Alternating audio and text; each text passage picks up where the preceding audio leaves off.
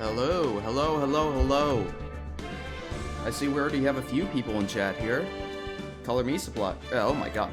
Color me surprised. How's it going, everyone? This is actually going to be a rare change of pace because we are going to be going immediately into the trial here. So, I would say buckle in. Let me make sure I adjust the volume here. Been sipping water, making sure I'm all hydrated. Alright. Either way, enough of me blabbering. Nice to see you in here, Brad. Same with you, Adachi. I'll be keeping an eye out for any YouTube Andes who show up here. Love to show everyone some equal love. And aside from that, yeah, we are literally about to start the trial here. So, kind of getting straight into it. I suppose actually, normally I would be like, let's rush into this, but let's kind of recap what we did last time. Last time we left off, we had finished the first trial day. We were dealing with the old man, and after the old man, let's see, what was it after the old man? Oh yeah, after the old man, we dealt with the tiger dude. We went to the victim's workplace. We saw that one weird girl who's like the daughter of some mafioso fella. Something along those lines. And aside from that, that's fine, Ruin. I don't know, we're going straight into the trial here, so who knows? Maybe you might catch some glimpses of something crazy. Alright. Trial time. Alright. January 8th, 9:46 a.m. District Court, Defendant Lobby, number 1. Good morning, Mr. Wright. Good morning, Maggie. It's morning for you guys, too. So, what do you think is going to happen today, sir? Yesterday's session didn't go so well and ended on a giant mystery. That's true. And we still haven't solved a single part of it yet. Are you okay, Nick? Huh? Oh, yeah, of course. I saw that little flash of doubt in your eyes. No, that wasn't doubt. That was, determination? Why don't I believe you? It's nearly time, Maggie. You better get going to the defendant's seat. Roger, don't let me down, Mr. Wright. I'm counting on you. Well, I guess it's ride or die now. Hey! Pow! Hey, Detective Gumshoe. Quit stressing Maggie out. She doesn't need that. How did you know she was stressed? I was watching through the doorway. Oh. You look like you lost the case already. Show a bit of confidence, will you, pal? We are still here. We are. The reason why is because the last stream was like especially short. This time I'm doing it a bit early, so this time around we should hopefully get past it because we have been on this trial longer than I would have normally been on a trial. Okay, guys, calm down, calm down. Here, maybe this will help. Huh? Have you taken up aromatherapy too? Not in a million years, pal. Don't tell me that you don't remember this thing. Come to think of it, that doesn't look like one of those aromatherapy bottles. It's poison, Phoenix. This is a small bottle that turned up in Trey Bien's kitchen a couple of days ago. Wow, look at all these little bottles. You see, this is where the flashback is helpful. Oh, they're aromatherapy oils. Here, he's got so many, they're overflowing onto the floor. Hey, wait a minute. There's one bottle that's different from all the others. Well, what do you know? And it doesn't have a label either. And it doesn't smell. We finally got the analysis report. We finally got the analysis results back from the lab. So, what is it? Is it poison? I'm afraid not, pal. Oh. It's medication? Medication? Yeah, for ears. Topical use only, apparently. Huh. So it's a guy's ear medicine. For ears? You mean... Yeah, it's the medication Glenn L. was using for his ruptured eardrum. What was Glenn L.'s ear medicine doing in the kitchen? Found covered in unidentified fingerprints in the kitchen. What about the unidentified fingerprints? Anything on that? Someone screwed up, so they only had time to analyze the contents of the bottle. Another hour and they might have gotten something on the prints, but... that's going to weaken its impact as a piece of evidence. Okay, pal, this is it. Make sure your defense is impregnable today. Got it? Okay, Gumshoe. Today's trial. I'm gonna expose that guy for what he's done, or my name isn't Phoenix Wright. Okay. January 8th, 10 a.m., District Court number 4. Hey, it's also 10 a.m. for him.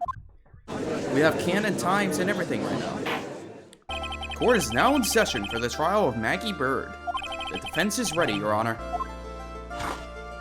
Ready and waiting as always, Your Honor. I'm also drinking coffee right now. Very good. Then we'll get underway at once. Yesterday we heard the testimony of Mr. Victor Kudo. He claims to have witnessed the defendant putting a powder into the victim's coffee. However, the witness's testimony was plagued with a number of problems. The mark on the rim of the cup shows that the victim drank from it with his right hand. But according to the old man's testimony, he picked it up with his left hand. Thank you, Mr. Godot. Furthermore, according to the witness's account, the victim was listening to the radio with an earpiece in his left ear. Yet, the victim's left eardrum was ruptured, which made him effectively deaf in that ear. It's amazing how many contradictions a single case can have, huh, Nick?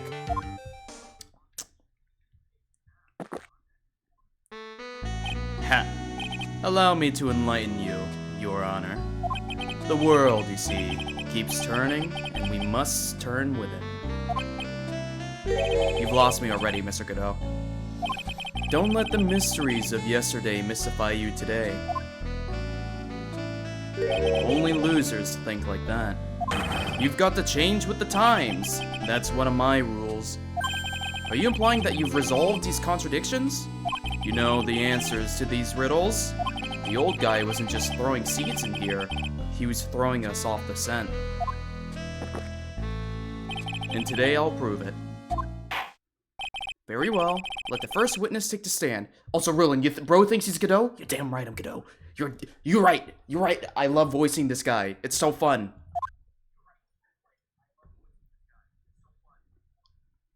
And you are?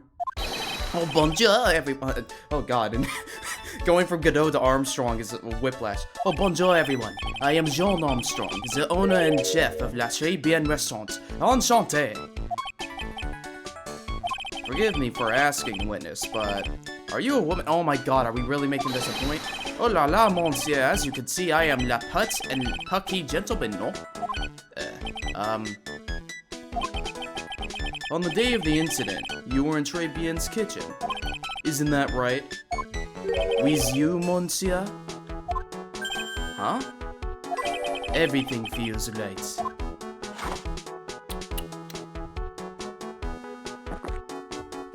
Ha!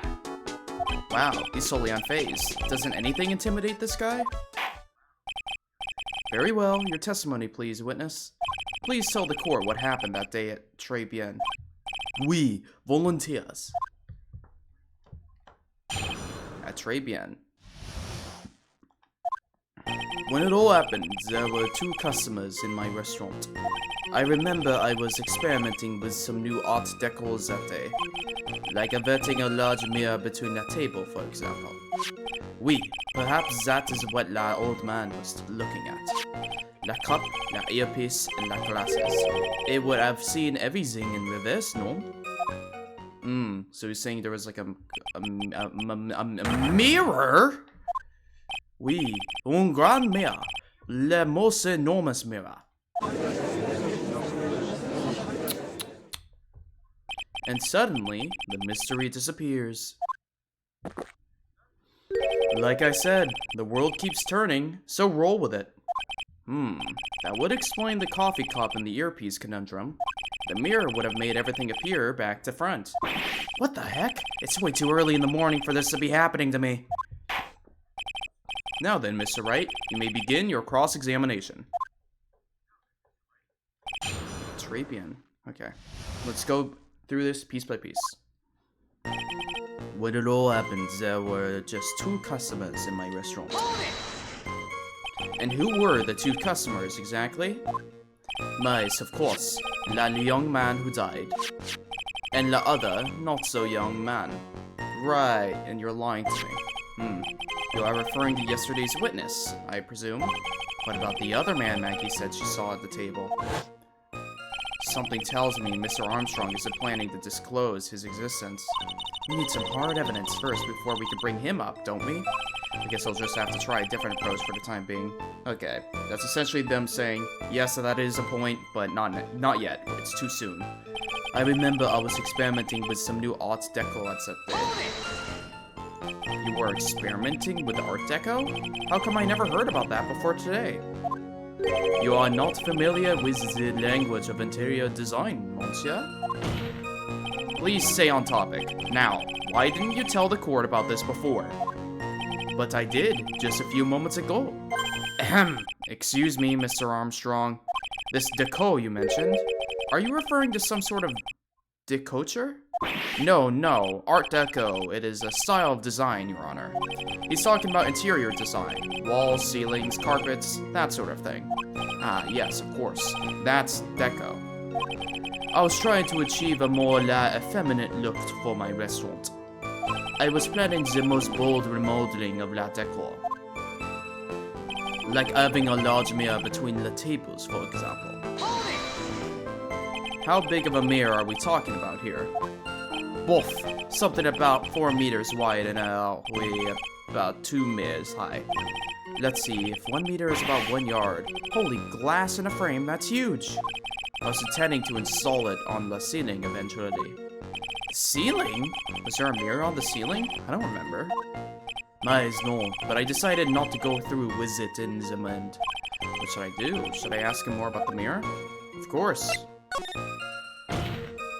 If you really had such a large mirror in the restaurant, someone would have noticed it. But there's nothing about a mirror in Mr. Kudo or Maggie Bird's testimonies. But... Objection! You didn't ask, Trite. You have only yourself to blame for such sloppy work. You didn't know either, Godot. What? The mirror was delivered to Trabien the day before the incident. Really? As Mr. Armstrong testified, he was carrying out some design changes. And as it turned out, he didn't actually use the mirror in the end. This just doesn't add up. Even if a mirror was delivered to Trabien, it doesn't prove that it was in the restaurant on the day of the crime. Ha! If you want to doubt someone, Trite, look in the mirror. I'm sure the person looking back at you will be dubious enough. So the witness yesterday had seen the victim reflected in a mirror. Perhaps that is what the old man was looking at. Normally, I'd expect people to know the difference between a reflection and a real object. Objection! Normally? How does normality come into this? That's lame, Trite, even for you. Huh? Are you trying to say that if something isn't normal, it isn't possible? Is that it? Where does that leave the porky-headed lawyer? Oh my god. Where does that leave the porky-headed lawyer and the top-notch chick over there? And the ungodly cool guy with the mask over here? Well, Trite? Ah! Not the hair! I do not have a top knot! Mr. Godot is correct. A lack of normality is no basis for discounting an argument. Bro really just he hit Phoenix Wright with the, dude, look at us. We are not normal. Bien, logic has won la day. And Armstrong's is also there. La cup, la earpiece, la glasses. It would have seen everything was in reverse, no? Everything? He would have seen everything in reverse? Hey, Nick, we should take a sec and think about what old CD said in his testimony. How did he phrase it again? The boy was wearing the earpiece on the same size as the green lens of the specs. No question, you can lock me up if I'm wrong. It was his left ear without a doubt. Yeah, he wouldn't flip. And then he used the same hand to pick up the cup, his left hand. If he saw everything he described reflected in the mirror, then everything he said on the left was actually on the right, huh? And that clears up all the problems with his testimony, I guess. Or does it? Ha! It's kind of hard to believe everything's the fault of a mirror, but do you think the old CD saw everything through a reflection? If he did, it would explain all the contradictions in his testimony. But that just makes the situation worse for Maggie. There's gotta be something in that old man's testimony. We've just gotta dig deeper. Okay. I think it wants me to... Was it this one? Yeah, it was this middle one here. Let's see, do we have something here? Actually, I would probably want to refer to the note he handed us. No? Hold on. How big a mirror?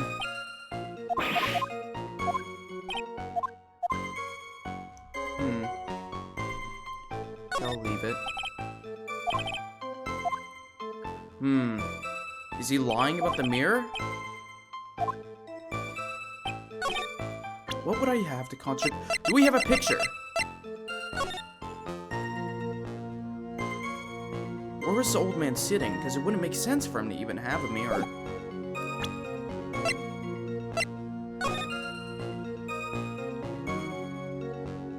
Is that the mirror behind him?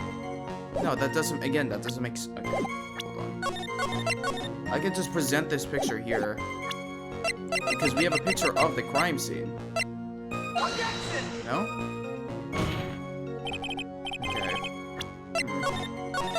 Okay. Let's see, because I need a large mirror between the table.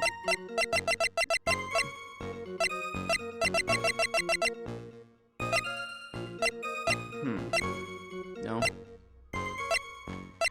Okay. I mean, maybe just a floor plan?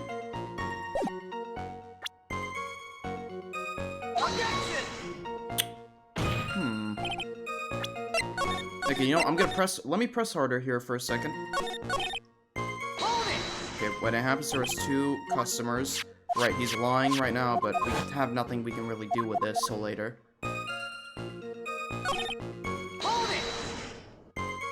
How big a mirror? Pretty big mirror. Yeah, press harder. If you really had such a large mirror in the restaurant, someone would have noticed it, but there's nothing about mirror in Mr. Kudo or Maggie Bird's testimony. Objection! Yeah, they're just saying, boo-hoo, you didn't ask.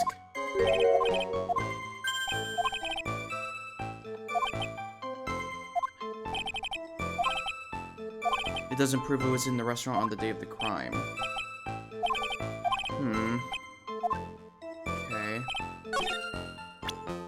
Do we have anything referencing magazine clipping, job listing, lunch special, scooter, loan, Victor's... When the incident occurred, I broke the vase of my seat. I'm sorry. That's not much to go off.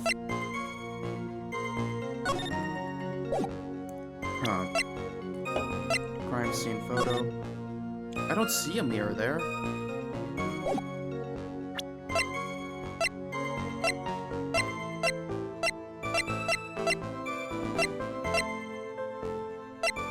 Maybe I'm just presenting on the wrong thing. Oh, perhaps what is the old man looking at? Wait, what the old man was looking at?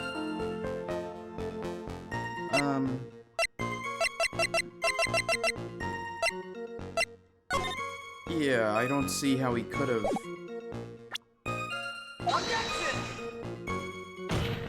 We have pictures of the crime scene. I'm not quite... Okay, hold on. Let's see. Maya, what do you think? Hard to believe everything's the fault of a mirror, but... There's something in the old man's testimony.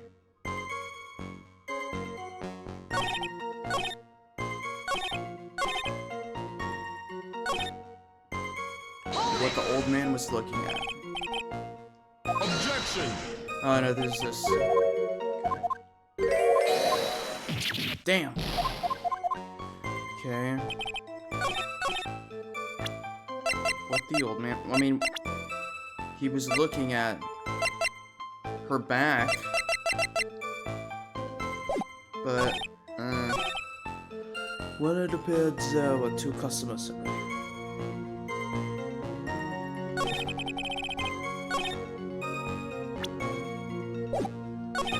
Experimenting? Is this just... How come I never heard about it?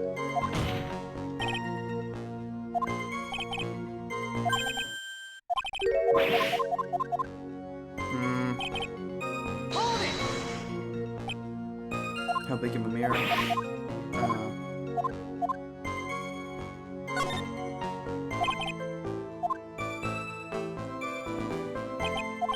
Yeah, good up. When the prosecutor... Okay, so there is a big mirror in there. Or something. What would hint at a mirror?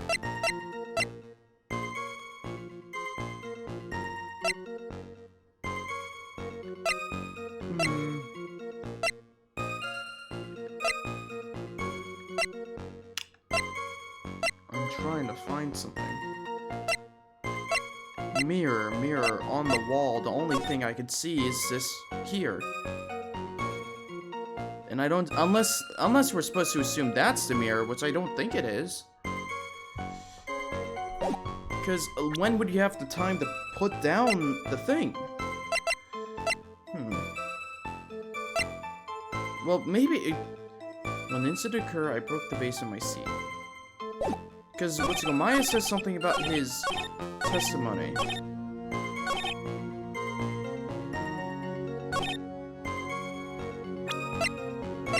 Did you... Okay. Nah. Guess it's too early to present Furio Tiger here. I guess. I could try going for it to see what dialogue appears. Objection! No. Okay. Yeah, it's too early for me to do that. Huh.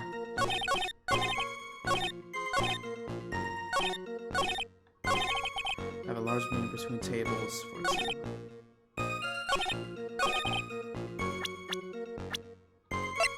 Oh, does this just... Objection! No.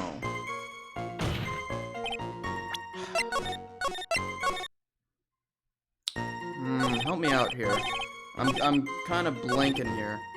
It's kind of hard to believe everything is the fault of a mirror, but...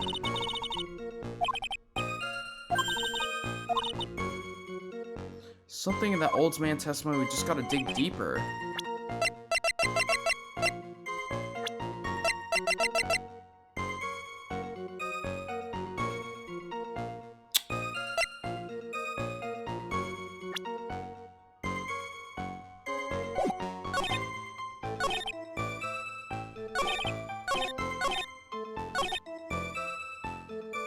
The cup, the earpiece, the glasses. Everything would have seen would have been in reverse, no? Is that true? Hold on. Everything?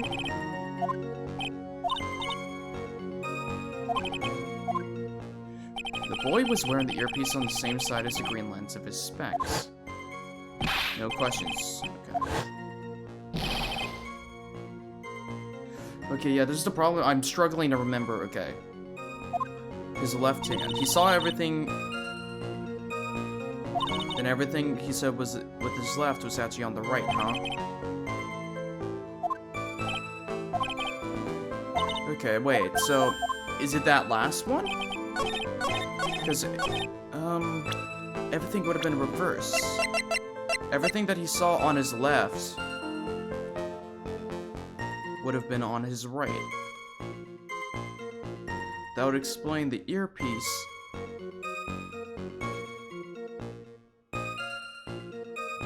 Oh. I think maybe... I'm just thinking about it. Why would he be wearing... Maybe it's trying to hint that something couldn't have switch or something with switch... There's a mistake? Yeah, that's what I'm thinking of right now. Cause, let's see. He has his ear. He was a programmer, wore something over his left eye, and his left eardrum was ruptured. Okay, left eye, left eardrum. Oh, the cup. Wait, but the cup is shown to be held with his right... Hold on, let me hear what he said. I almost feel like I need to write this down, so I need to... Let's see. How did he phrase it? The boy was wearing the earpiece on the same side of the green lens on his specs. No question. It was his left... Okay, so he had left ear... Left ear... Left speck... And he used his left hand to pick up the cup. Okay. Okay, so which thing doesn't make sense for him to have swapped? Hold on, let's see. Okay, going from his left ear to his right ear. His right ear is not ruptured, so that makes sense. His speck that was on his left would have been on his right? Yeah, no, that doesn't make sense.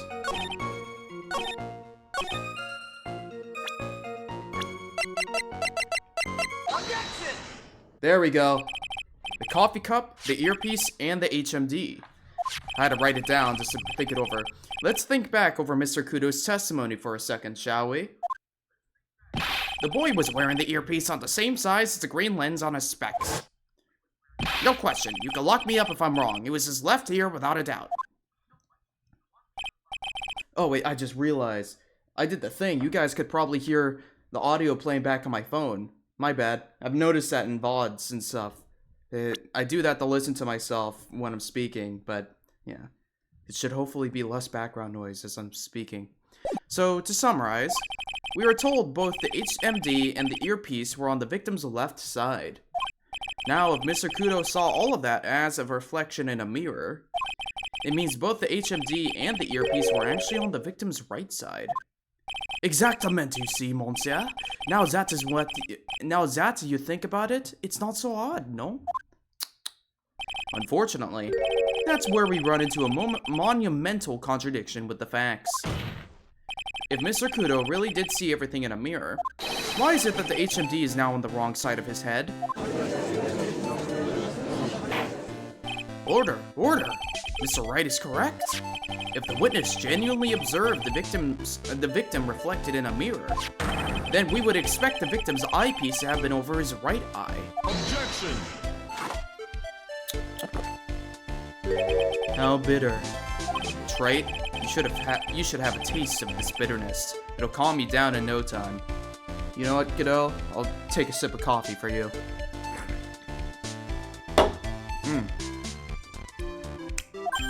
Chilled. Are we talking about your coffee or something completely different?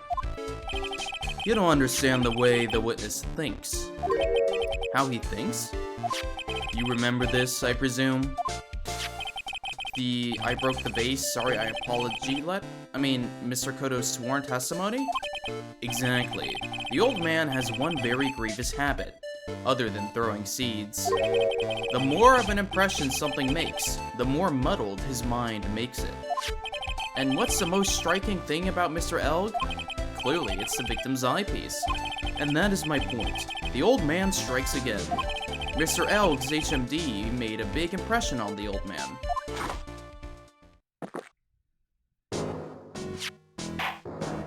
I saw the earpiece and those newfangled spectacles he was wearing. Oh yes, they were both on his ear. The left ear, do you hear? His left ear.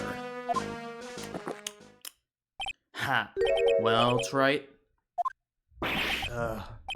That's the worst, but best impression of Kudo ever.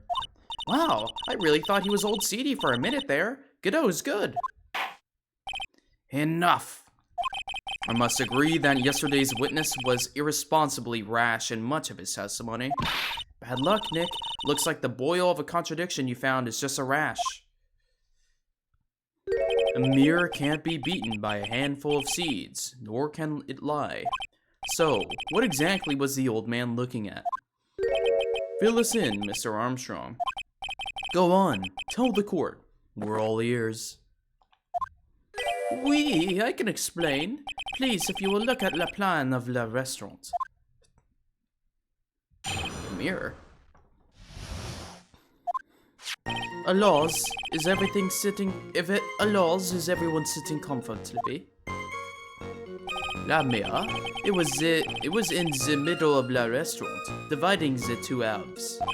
There is only one seat from which you could have seen an image of la victim. That was la seat at the table next to la victim's. That was where the old man was sitting. After the terrible accident occurred, I moved la mirror so it was not in the way. But naturally, I did not touch anything else. Oh, liar, liar, liar, liar. What a naughty little croquette I am, confusing all the men like this. Don't worry about it. We can keep up, except for the guy breaking out in a cold sweat over there again. Ah, I hate that guy. You said you didn't touch anything else apart from the mirror? Are you quite sure about that? Volunteers, of course. Liar. Wee wee. Liar alert. Very well, Mr. Wright, you cross-examination if you please. I'm not gonna make the mistake, though, of skipping to the very last dialogue, because I've done that a few times. Though, this first one is definitely a joke. This one right here. Oh, never mind, they skipped it. That wasn't the first thing they said. The first thing you said was, is everyone sitting comfortably? So, run this by me again. The mirror was here, correct? We? Really? Because I know if I were you, I wouldn't have put a mirror there. It would have been in the way. Objection! Look who's talking, trite. Huh? You're obstructing my view, among other things. But, this is my seat in the courtroom. Très bien's charm is that it gives you the impression that you're the only customer. Temporarily placing a mirror in that spot would hardly be in the way. Unlike you, trite. I tell you, monsieur, la mirror was there in the middle of the restaurant. There is only one seat from which you could have seen an image of la victim. And where would that be? Oh la la, look at you lean towards me. I always attract the younger boys. Maybe I should keep you in suspense a little longer. Mr. Armstrong, tell the court what you know at once. I attract the older ones too, you know, and shall I tease you too? I'm already seeing a very hot someone, so I'm afraid you'll be waiting for a long time. Oh, I see how it is gonna. I bet she has a mocha cream skin and cappuccino perfume. Bien, I will tell you. There was only one seat from which you could have seen. That was la seat at the table next to la victim. That was where the other. Oh yeah, where the old man was sitting. So why can you only see the victim from that particular seat? Lies, monsieurs, it is obvious, no? If you look at the plans, you will understand.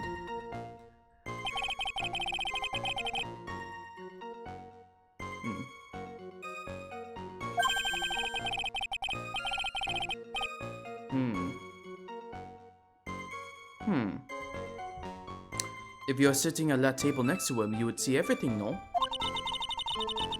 So that's the seat old Seedy was sitting in on that day when the poisoning happened. The old man was sitting at the table next to the victim? Why does that seem kind of odd?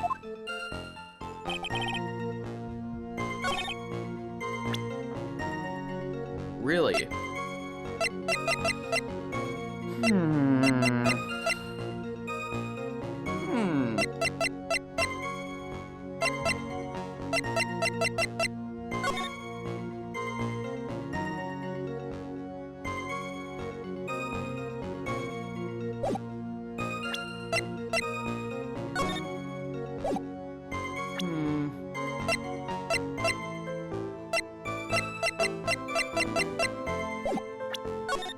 How about this? I present to you the photo of the crime scene, once again. Objection! Oh, wow. This piece of evidence contradicts with the testimony we have heard, Your Honor. The crime photo? Yes, this photo clearly shows something that theoretically should not exist. What on earth do you mean by that, Mr. Wright? Should not exist? Huh. Sounds like you're describing yourself, trite. I need to enunciate the T. Now then, if the defense would please clarify its statement. It's the vase. What is something that should not exist in this photo? Take that! I think it's pretty obvious that this is what should not be in the picture. The vase? What possible connection does this have with the witness's testimony? Your Honor, I'm telling you that there should have been no vase on this table. Because it very clearly contradicts with this piece of evidence. Oh my god, I love it when I have a dry tongue. It contradicts with this. There is one thing that was clearly demonstrated by yesterday's testimony. Mr. Kudo broke the vase that was on the table where he was sitting. And yet, as the court can see, there is an unbroken vase on the table next to the victim. Why? Because Mr. Kudo was not, in fact, sitting at the table next to the victim at all. Objection! Don't be an idiot, Trite. That's impossible. That seat's the only one Kudo could have seen the victim's reflection from. Exactly. There is only one conclusion we could draw from this contradiction. There was no mirror in Très Bien that day. Your testimony, Mr. Armstrong, is an elaborate lie. Mon Dieu! Objection! Don't try to confuse the court, Trite. Obviously, the witness cleaned up the vase, while the police were taking their time getting to the crime scene. Unfortunately, Mr. Godot, that doesn't quite work for me. Mr. Armstrong already testified to the contrary, in his own words. I did not touch anything else except the mirror.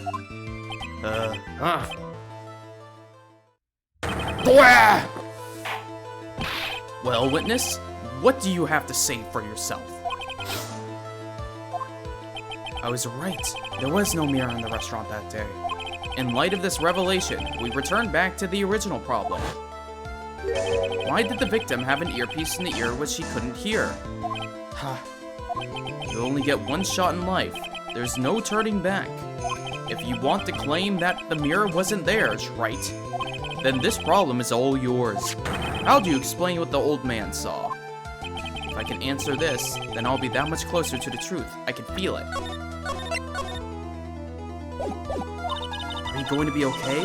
Can you really solve this contradiction, Nick? There is more than just this one contradiction, Maya. What do you mean? Remember what Maggie told us? There was another man at the victim's table, and there was a sample CD on the victim's table. It all flies in the face of Mr. Kudo's testimony. And I think I know the reason why nothing in this case is adding up. Well, Mr. Wright, let's hear your answer. Yes, Your Honor. The reason behind all the contradictions in Mr. Kudo's testimony is simple. Mr. Kudo made a mistake. Clearly, Mr. Kudo made a mistake. Mr. Trite, you're the one who brought up all these contradictions, and if you're trying to tell us the old man just made a mistake, we can wrap up this case right now with a guilty verdict. How about it, Mr. Wright? Should I declare your client guilty? Is that the best you could come up with, Nick? Ah! I'm sorry, Your Honor, I was- whoa. Okay. Really? Oh. The victim was a phony?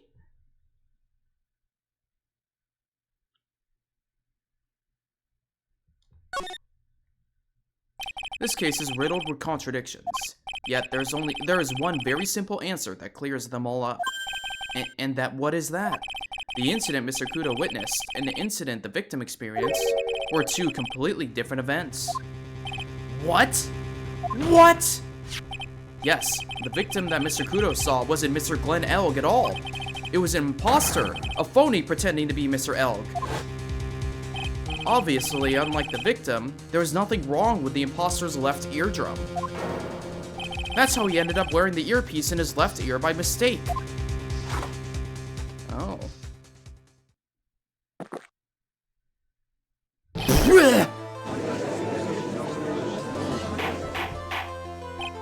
Order in the court! Settle down or clear the courtroom.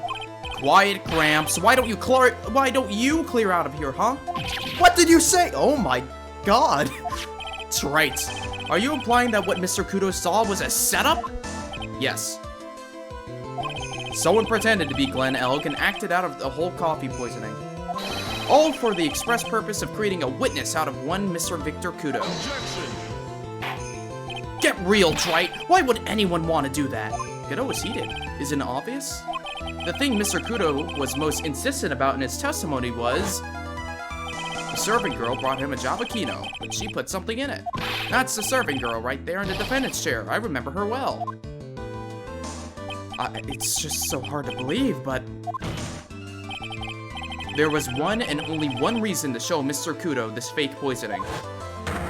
To show Maggie Bird in the act of poisoning the coffee. Objection! Are you insinuating that the waitress in the old man's story was fake as well? It's true that there were no other customers in the restaurant at the time, but... it's also true that the chef was there. He could have noticed what was happening. That's right. Well, witness?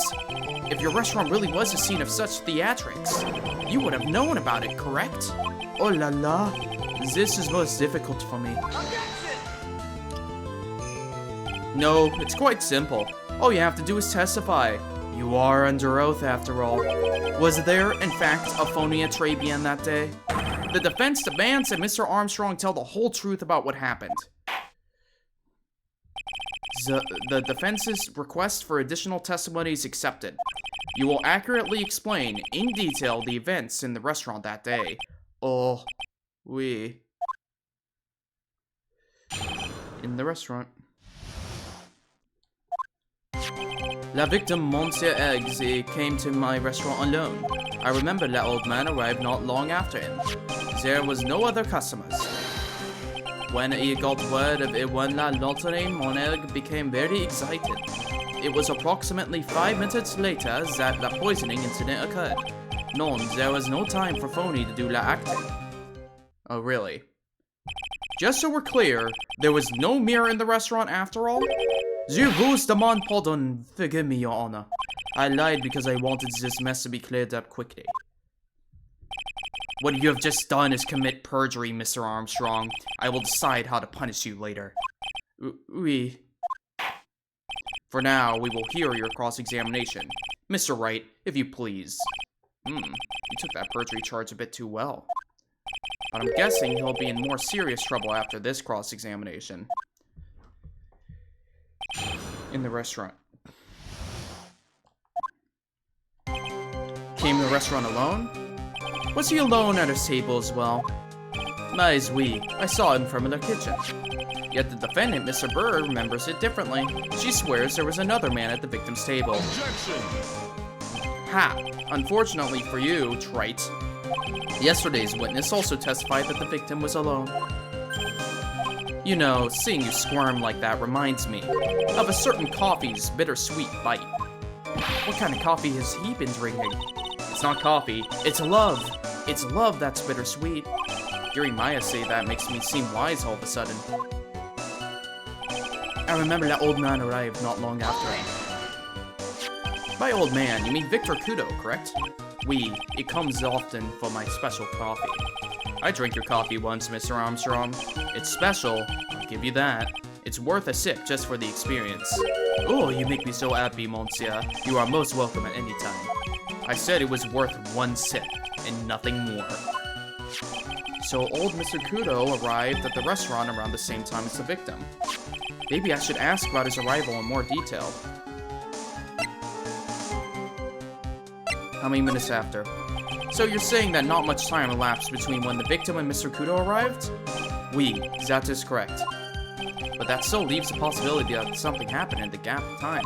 And by your recollection, how much time would you say elapsed? Let me see. Approximately 2 minutes, I would say. 2 minutes? That's all? Seems unlikely that anything untoward could have happened in such a short time. The rats. I knew I shouldn't have pursued this line of questioning. Hold on.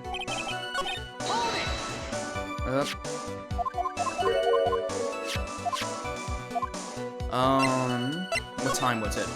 Out of curiosity, about what time was it when Mr. Kudo arrived? Oh no, I cannot remember, monsieur. I believe we were told by a witness testimony.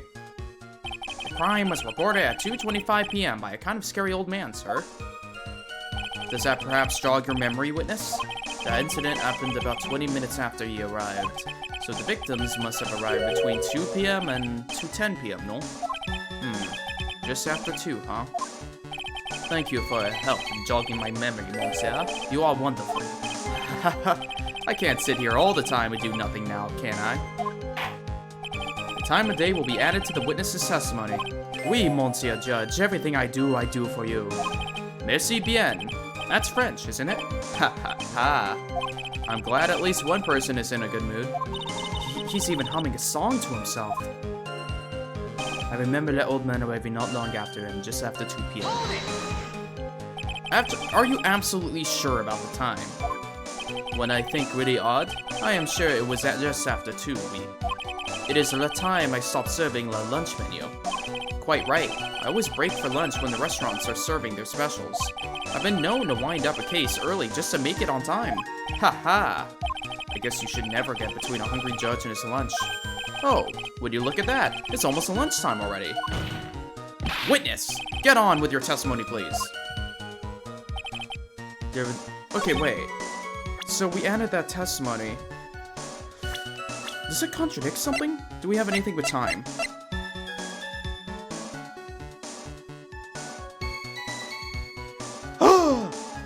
Contradiction! Objection! He was. I'm afraid I finally got you, Mr. Armstrong. You stupid son of a bitch. Qui? What do you mean? At the time in question, the victim was listening to the radio with his earpiece.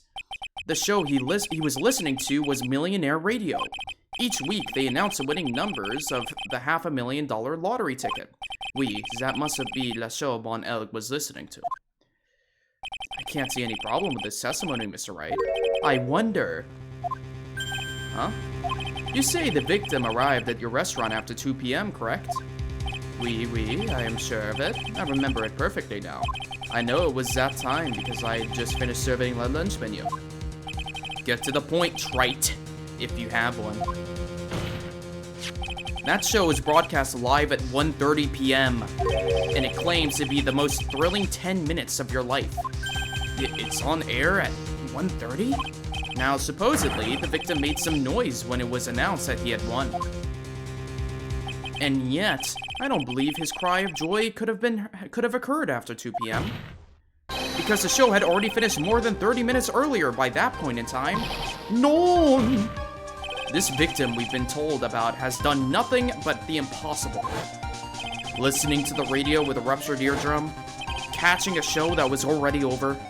There is only one conclusion you could draw from these facts. This victim was an imposter, acting out the poisoning 30 minutes after the real murder. Yes, there were two Glen Elks in Trapien that day. The real Glen Elk, now dead, having been poisoned by the real killer, and the phony Glen Elk, acting out the events for Mr. Kudo to witness. It certainly seems that way. I mean, if that wasn't the case, how can you explain the time discrepancy? Objection! Quite a performance, trite. You were almost on a roll. But sadly, you lack the rock-hard foundation of rhythm to build your song. What is this? Music Theory 101? Let's recap. According to your imaginative theory, it's now just after 2 p.m. The phony elk is performing a play for the benefit of Mr. Kudo. How do you explain, then, where the real Glen Elk is? I don't believe I have to spell this out for the court. However, at that time, the real Glen Elk was already dead. That's certainly the obvious conclusion. Objection! I don't know, what does the autopsy say? Thank you, Trite. That's exactly what I was hoping you would say. What? Now, I presume you could prove this theory of yours? Can you explain where the missing corpse went to? The missing corpse? According to the old man's testimony, there was only one other customer there. If that customer was the phony Glen Elk, then where did the killer hide the body of the real victim? Nah! I mean, I feel like that was obviously going to be the next line of questioning. The prosecution has a valid point, Mr. Wright. If your theory is to stand up to be examined by the court, you must provide us with proof by answering the prosecution's question. Where did the killer hide the body? Yes, Your Honor. No conjecture, Trite. Let's hear some facts for once. Show the court a piece of evidence that proves where the body was hidden. And evidence? Yes, right, evidence. And let me save. Just to be safe. What's with the intense pressure in here all of a sudden? I thought I had him with that contradiction. But he's turned it around. He's turned it all around and backed me into a corner instead. Well, Mr. Wright, the court will now hear the defense's theory and evidence. First, where was the body of the real Glenn Elg concealed?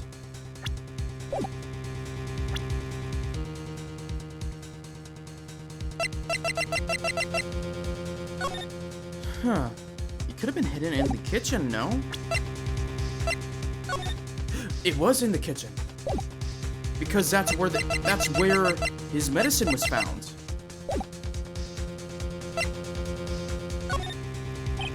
It would have been too dangerous to take the body outside. Obviously, the body must have been hidden somewhere inside Très Bien. Interesting. But where could a body have been hidden inside a restaurant? Perhaps you would care to show the court on these plans, Mr. Wright. Yes, Your Honor. The exact location where the body was hidden in Très Bien was... in the kitchen. The body was hidden here. I see. Nice supposition. But the real question is, can you back it up?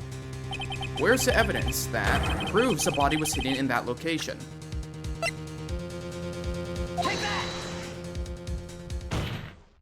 Mr. Armstrong, do you recognize this bottle? Dude, I'm on a roll. No! I have never seen that ugly bottle before in my life. I only use the very best bottles, monsieur. The highest quality one only for me. Where was that bottle found, Mr. Wright? Interesting enough, Your Honor. It was found in the kitchen of Très Bien. Eh? Quoi? I only ever use this bottle for my aromatherapy oils. But this bottle doesn't contain aromatherapy oil, Mr. Armstrong. No, it contains a medication. What kind of medication? I'm sure everyone remembers, don't they? That Mr. Glenn Elg visited an otolaryngological clinic and was given medication that day. You can't be serious. The defense had the contents of the bottle analyzed, and I have the lab results here. The contents of the bottle matched the prescription that was given to Mr. Elg. Glenn Elg's murderer hid the body in the restaurant kitchen, at which time this bottle fell out of the victim's pocket. Mr. Armstrong, when the incident occurred, didn't you say you were in the kitchen? Mon Dieu? Yes, you know what I'm about to say. It was you who hid the victim's body. You did a fine job pretending to defend my client, Maggie Bird. However, you were setting her up to take the fall behind the poor girl's back. No! Beautiful lawyering, indeed. Order! This is an extraordinary development. Witness, did you murder Mr. Glenn Elg? Never. I could not do such a horrible thing. No! Godot, no! No! Mr. Godot? The bitterness. Every time I get lied to, I always down a mug of coffee. That's one of my rules. Do you have the slightest idea how many cups you've had by now? Then I like to do the same to the person who lied to me. I like to take them down with my empty cup. Listen up, chef. How about a brand new flavor in your ear? My each deficient friend? Je vous demande pardon. Please, you must hear me out. It is a trap. Listen to me. Por favor. Yo hablo español, Mr. Armstrong, and por favor is Spanish. Oh, damn. I'm only going to ask you once. Did you do it? No, absolutely none. Let's hear it. You've got one shot, right, Gramps? Witness, the court will permit you the chance to make one final statement. If you lie under oath again, Mr. Godot's coffee mug awaits you. We love a bilingual king. I'm surprised Judge speaks Spanish. As does my gavel. Oui, it is clear. What did they always say in movies? I've got a bad feeling about this. Very well. Begin your final testimony, Mr. Armstrong. The confession. It is true. I hid the body in the kitchen. A man forced me to do it. I had no choice. I had to go along with this because there was a reason why I could not refuse. But I did not kill him. I swear it. You must believe me. You are an accomplice to murder. You were forced? By who? I cannot say, or I will be erased. Let's try a different question then. When Mr. Elk died, was he really the only person at his table? There was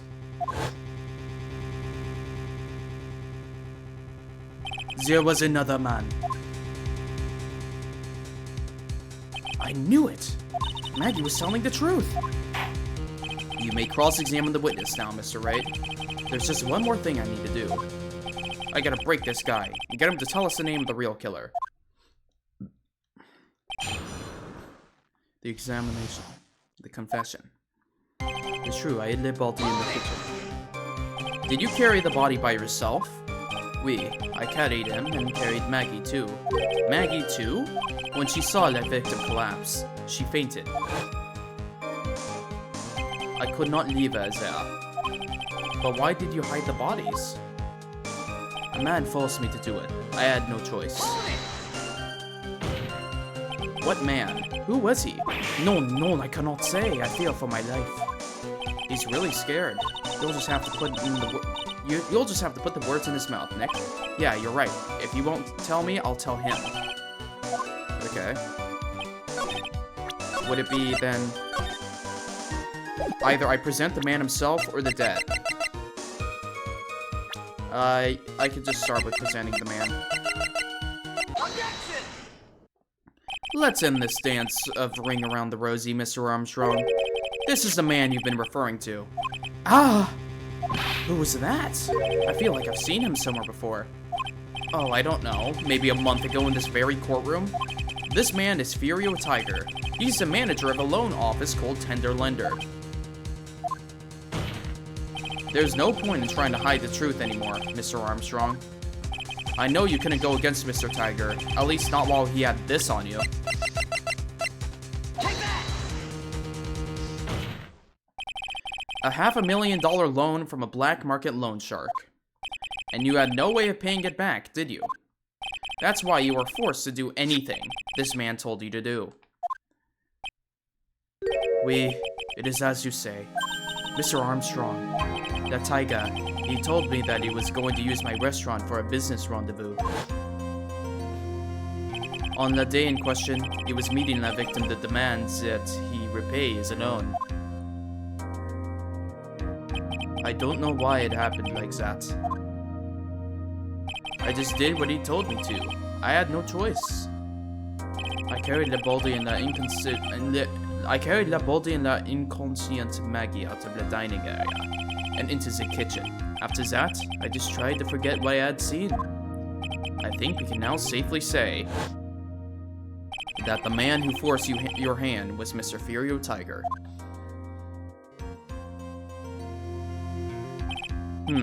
I do have one further question for you, Mr. Armstrong. The poison in the lottery ticket that were found in the defendant's apron pocket, was that your doing as well? No, I knew nothing about that.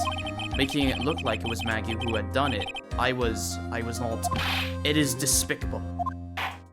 Mr. Godot, you will summon this Furio Tiger as a witness. I doubt that can be arranged today, so we will adjourn for now. Proceedings will continue tomorrow. What, you already have him here? 30 minutes. Well, what?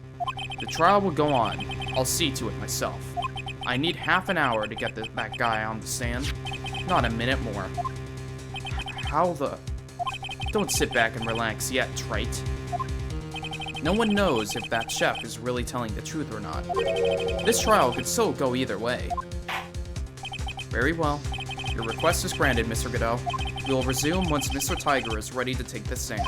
Until then, court is adjourned for a 30-minute recess. Oh, wow. We might be able to finish this today.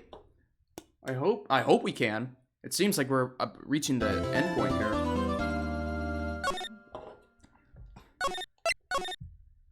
Okay, yeah. January 8th, 1:21 p.m. District Court, Defendant Lobby, number 2. You know, before we do this, I need to send out a notification for game dev stuff. Hold on. Meeting chat there, everyone. What's it called? Meeting in 2 hours. Okay, do that. Just skim through random messages just to make sure.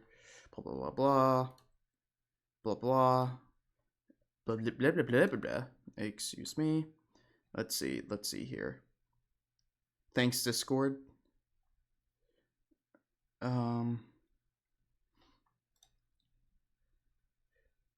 Received.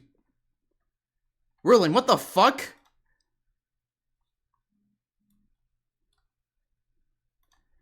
You know what, Merlin? Only you really guy, person in chat. You are the only one who would have known what I just reacted to. I can't believe you would accept such an evil gift. So we're finally going to see the tiger on the stand. I had no say in this? Yes, you did. You could have declined. You accepted it. No. You accepted it. You brought it into your home, into your Steam library, and now you're forever going to have it. We've almost got this case won now, Nick. I wish I could agree. Huh? When I cross-examined Mr. Armstrong just now, he said he was just doing what the tiger told him to. The Godot picked up on it, remember? He pointed up. I thought Jesus. Don't worry about it. He pointed out that without proof, he would know if what he testified is the truth. You mean you think Mr. Armstrong was lying? I don't know, but if that's what the line of if that's the line the prosecution takes, we could be in trouble. I get the feeling that we don't have the case-making evidence we're going to need. Hey, pal. Detective Gumshoe? What are you so jumping about, Detective? Your hair is standing on end. Hey, that's the pot calling the kettle, black little Mr. Topknot, Miss Topknot.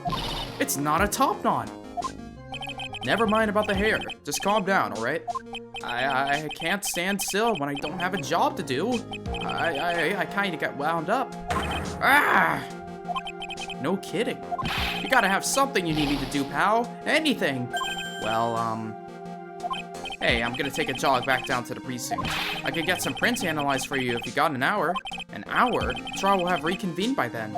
But Nick, we still don't have a really decisive piece of evidence, right? True. Without some kind of trump card to pull out the bag, we're really stuck. You said you can get some fingerprints analyzed done in an hour? You bet. In that case, would you mind checking out the prints on this for me? Oh.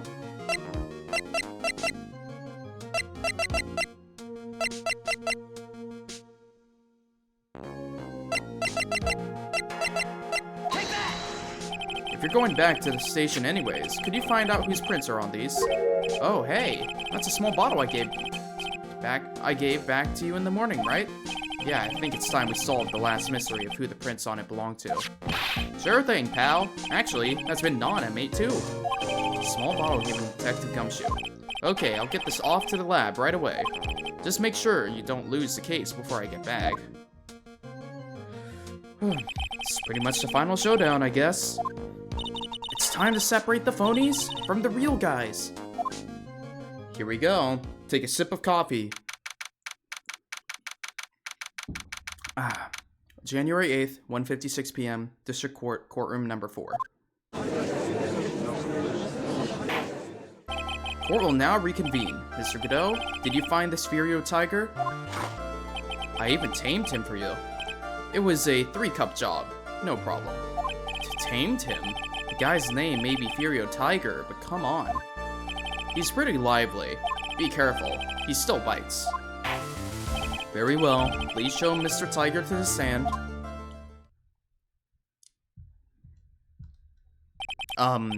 Witness? Please state your name and occupation for the Grawr! Ah! Don't hide under the table, Maya. Unless there is room for me down there, too. Would you mind? What do you say to me? Nothing. I didn't say nothing. Honest. Who could have guessed that fear would have induced a bad Brooklyn accent in the judge? I got business to take care of, you hear me? So who the hell called me into this hole? Was it you, Spiky? Ah, no, of course not. It was the judge. Judge! Your Honor? Oh dear, I seem to have dropped my pen. Where on earth is it? Don't mind me, just carry on with the proceedings as normal. That's it, we're doomed. Maybe you didn't hear me. I said, who the hell was that called me here? There's no need to shout. We can all hear you. What do you say? There's no point struggling. You're caught in a snare. The relentless snare of the law. And I'm the one that holds you in. Too cool. Don't let him get the better of you, Nick. Let's start with the basics. You know about the incident in question, correct? Incident? I don't know nothing about no stinking incident, Mask Boy. You mean you didn't attend the previous trial of Maggie Bird? Maggie who? I've got more important things to do than watch courtroom dramas. Of course. Well, perhaps you could give us your testimony then? Please tell us about what you did on the day of the murder. Phoenix Wright. You's the one who set this up, didn't you? You's gonna regret the day you ruffled the tiger's fur. You hear what I'm saying? Maybe I should have brought a diaper with me today. Get a grip, Nick.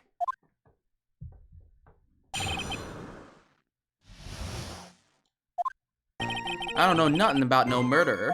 I was tied up with business in December last year. Spent all of my time in my office. I got whales lined up to borrow cash from tender lender every single day. You used to want to check my alibi? Just ask Violetta. Ah, at last I found my pen. Very well then, Mr. Wright. Your cross-examination, please. What is it? Please, witness, if you could refrain from shouting out like that. I know the kind of games that guy in the blue plays. That lowlife ain't no lawyer. He just punches away at stupid details till he wins. Lowlife? Me? Listen up, smarty. Every time you ask me something that doesn't relate to this case, I'm gonna bill you I'm gonna bill you $50,000, and you's gonna borrow the cash from me. That's one loan contract I refuse to sign. And don't think about how it ain't gonna hurt when you tangle with the tiger. I love a good spectator sport. Just a minute. That's really not. This witness is... How can I put it? A hungry tiger roaming the urban jungle? Get on his bad side and he'll bite everyone's heads off. Yours too. Very well. I have no choice but to impose a penalty system here. You better be listening. I said I got business to take care of. Big business. If I don't split now, I ain't gonna catch my bus. The court will impose a penalty for any irrelevant pressing of witness testimony. Keep that in mind as you begin your cross-examination, Mr. Wright. Yes, Your Honor. You can do it, Nick. Come out from under there already, would you, Maya? Okay, so I can't press anything. Unless it's relevant. Okay.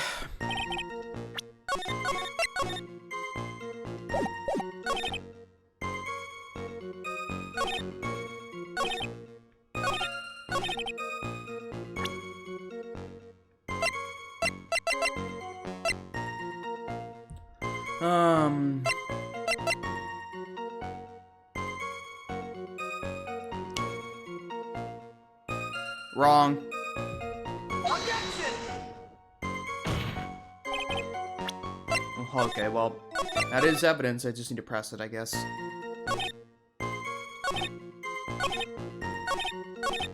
Hold it! Are you sure about that? We're talking about 1 month ago, you know. You see these teeth? That's how sharp my secretary is. Sharp? Is he talking about Viola Cadaverini? She writes everything in my scheduler. December, mainly in the office. That's what it says, so that's where I was. That seems like a rather, sketchy schedule. Grr. There he goes again. What the tiger did all December isn't the issue. What important is what he was doing on the day of the murder, so now what? Mr. Tiger, what do you want? If you wouldn't mind going into a bit more detail. Objection! This is a dead end, Trite, and you know it. Remember the rules. Objection! Oh, come on.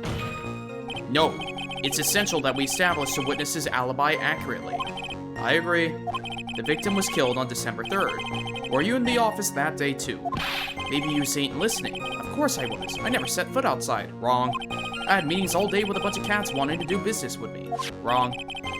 I ain't never seen that young kid before. Wrong. I do believe the witness's last statement was important. Mr. Godot, if you could please. Mr. Tiger, the court asks you to add that last statement to your testimony. Don't let an animal beat you. Be a man, Your Honor, and ask him yourself. Oh, really? So you have no idea about this, then? Objection! Aha! Mr. Tiger, you claim you didn't know Mr. Glenn Elg, but it appears that Mr. Elg knew you. What? Mr. Elg left this little note on his calendar. Meet with the Tiger. And the date? December 3rd. December 3rd? That's the day of the murder. So, Mr. Tiger, I submit that you did indeed know when Mr. Glenn Elg, because on the very day of the incident, you met with him. Damn, he is bright red and orange. Not bad. You's actually not bad. Sorry? I was just messing with you to see how good you were. Did you hear that, Nick? He said you're not bad. That's one compliment I could do without. Plus, he's lying through his teeth. Witness, please remember that you're under oath. Lies will not be tolerated. You's calling me a liar? Is that what you doing? Ruh-roh! So you're saying that your claim to have never seen that kid before is the truth? I said I'm dead serious. You better believe that truth. Ha. Then I'd say that gives me time to enjoy another cup of pure black magic. How many coffees has it been? That is, while you testify for the court again, Mr. Tiger. Oh, yes, would you mind indulging the court, witness? You never actually met the victim? That's gotta be a lie right there. It's time I nailed this guy. The victim, Glenn Elg. I ain't no liar. I never met a Glenn Elg. There was some lame guy with that name, though. Wanted to borrow some cash from me. I set up a meeting with the guy at my office, Tenderlender. I waited around for him, but he ain't ever show. I ain't never been to that Trey Bien joint. You's here? Okay. I see. That all seems to be perfectly logical. You arranged to meet with the victim, but he didn't show up. I've heard that it's pretty hard to keep appointments when you're dead. Very well, you may begin your cross-examination, Mr. Wright. Yes, Your Honor. Didn't I tell you I've got a big deal going down today? I ain't gonna make my bus now. I'm gonna have to take the express train. That bill's gonna go straight to you, right? Grr. The victim, Glenn Elg. Okay. Okay. I ain't no liar. I never met with Glenn Elg. There was some lame guy with that name, though. Wanted to borrow... Okay. Let me see. What evidence do I have?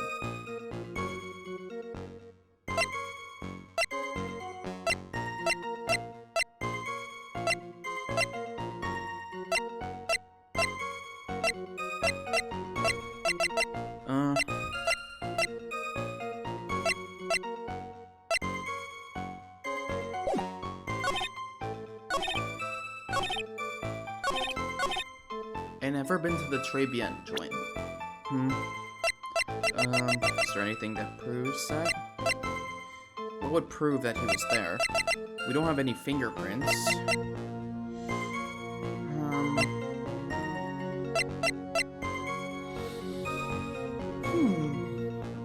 I mean, I could press them on that. Yeah, I'll do that. Never. Not even once. Not even once. I was at my office the day that went down. I didn't put no poison in no kid's coffee. Capiche? Do you think he really didn't meet Glenn Elg? Not likely. because I'm convinced this guy is behind the whole thing. So you mean that whole testimony you gave was a lie? Of course. So we can't afford to give him time to think of ways to plug the leaks in it. I've got to nail him while I still can. Okay.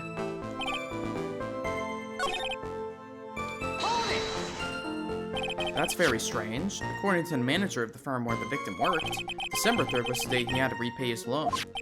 He wasn't due to discuss borrowing money, but repaying what he owed. Oh, yeah, maybe he's right. Whatever it was going down at the beginning of December. So you did meet Mr. Elk then? Hey, right. You just might want to cool your jets for a sec. You said meeting, so your meeting wasn't supposed to be Très Bien then? Why would I want to go to a dump like that? If I want to talk with my clients, I go to an office decked out for the job. I got the best punching bag you ever saw in there. Okay. So you're in the office on the day in question. You didn't show up? Okay. And you yourself didn't go to Très Bien. Okay. Already went through this. I ain't got nothing more to say except this. Never been to Très Bien. He's just deny. And yet, your name was written on the victim's calendar. Get the horse calendar out of my face. I'm the tiger, not a lame horse, you porcupine. Tigers like me eat horses like that for breakfast. No. Witnesses aren't permitted to eat evidence. Not that they ever would. Well, there was this case once where a young lad ate... Wait. Shit, wasn't that actually a piece of evidence? Was there someone... No, Von Karma had a bullet in him. Was there a case where someone ate the evidence? Wait, Phoenix Wright was the one who did that. Literally, Phoenix Wright was... Oh, that's why he says anyway. Yeah, Phoenix Wright ate the evidence. If you had never met the victim before, how do you explain this note he left?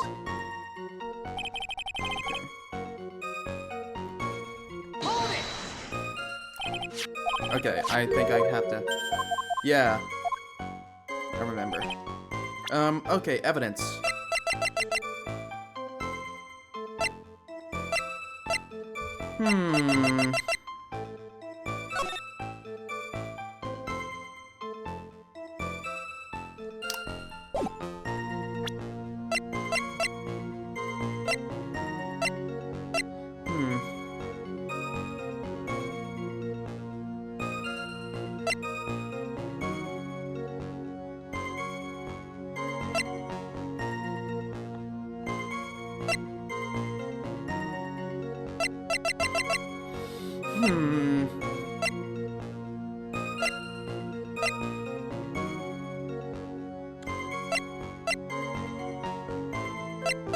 Man, do I really not have that much evidence on the guy?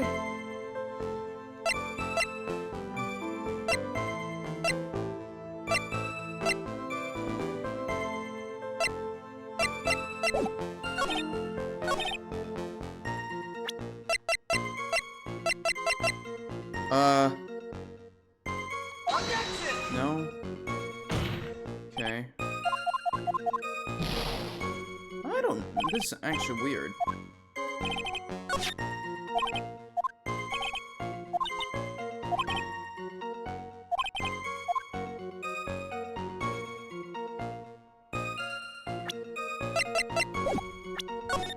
Is there evidence that he has met him at some point?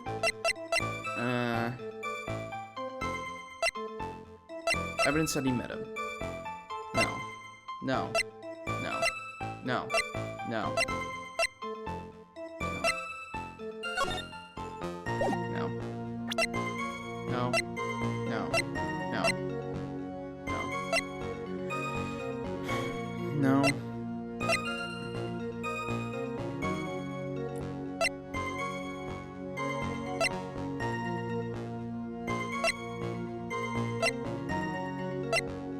At most, it would be this magazine clipping.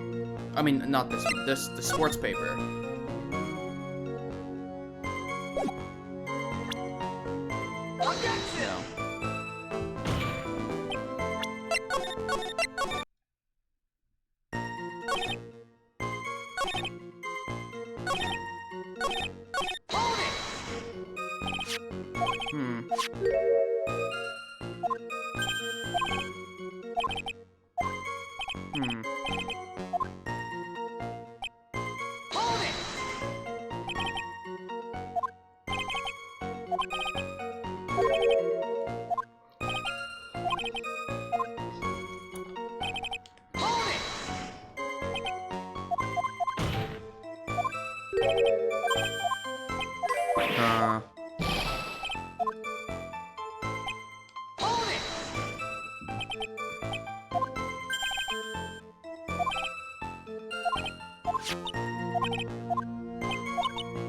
Hold it!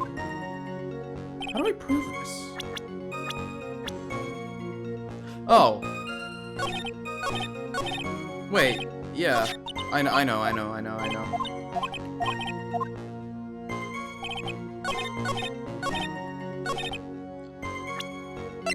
We have testimony that you were there. Objection! Oh, come on. We literally have testimony that says he was there.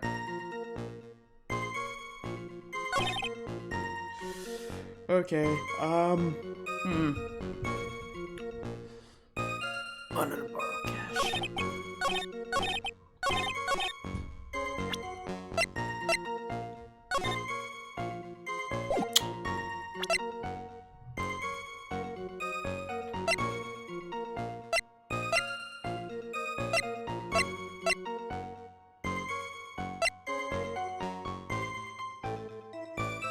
Oh, would it be that, this one? Objection! No. There really doesn't seem to be any strong connective evidence. I was expecting something else to pop up by this point.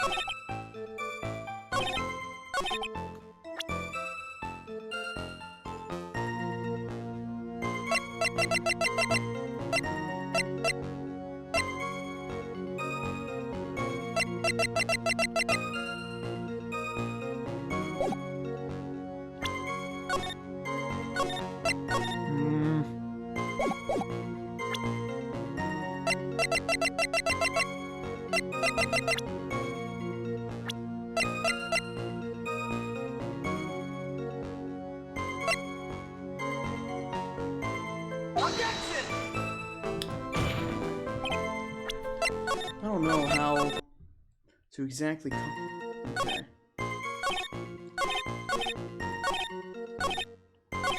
Is there any evidence that the meeting was set up to be there? Not really.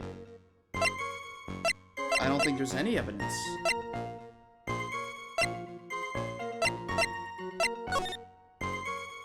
No?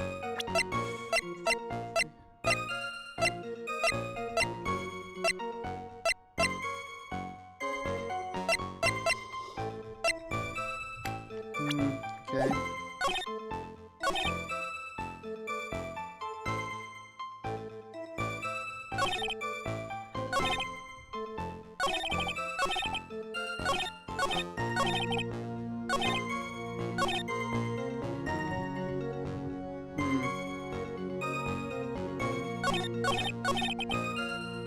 Hold it!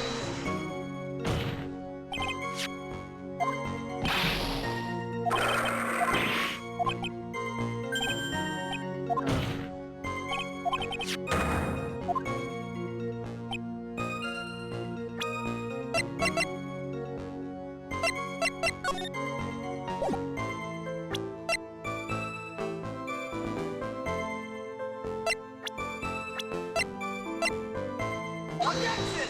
Yeah, I could use like a hint here or something. I am stuck. I'm not quite sure. None of the evidence we have is really that, like, conclusive, really.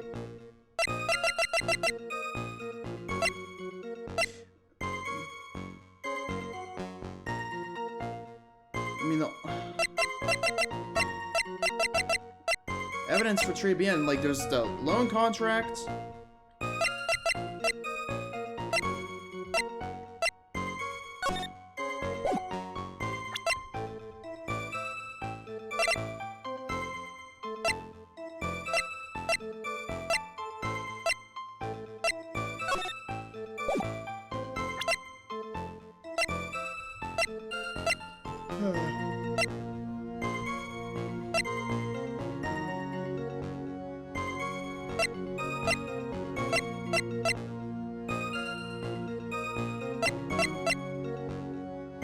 Oh. Ah. I see. Foundling and Tenderlander. I just somehow completely skimmed over that. Objection! Okay. Mr. Tiger, is there something you'd like to tell the court about these matches? Matches? What you's talking about? We found them in your office at Tenderlander. There's another evidence read through all the... I got it. They're from that restaurant. What? If you've really never been to Trials before, what was a book of restaurant matches doing on your desk? You've been souping around in my stuff too now, wise guy. What are you, my ball and chain? I ain't no broad controlling me. Order, order. Well, witness? I think it's time you started telling us the truth, don't you? Rawr! So sorry, I'm terribly sorry. Please forgive me. I ain't no pussycat. I don't go back on what I said. But okay, I was at the joint that day. What? But listen good, alright? I might have been there, but I still never met that kid. You's gotta read the descriptions, you hear? Well. Looks like an order just came in for another testimony. I'm this close to proving it was him. He did meet Glen Elk that day, and he did put that poison in his coffee. He must... Okay, nope. He didn't. It was the girl.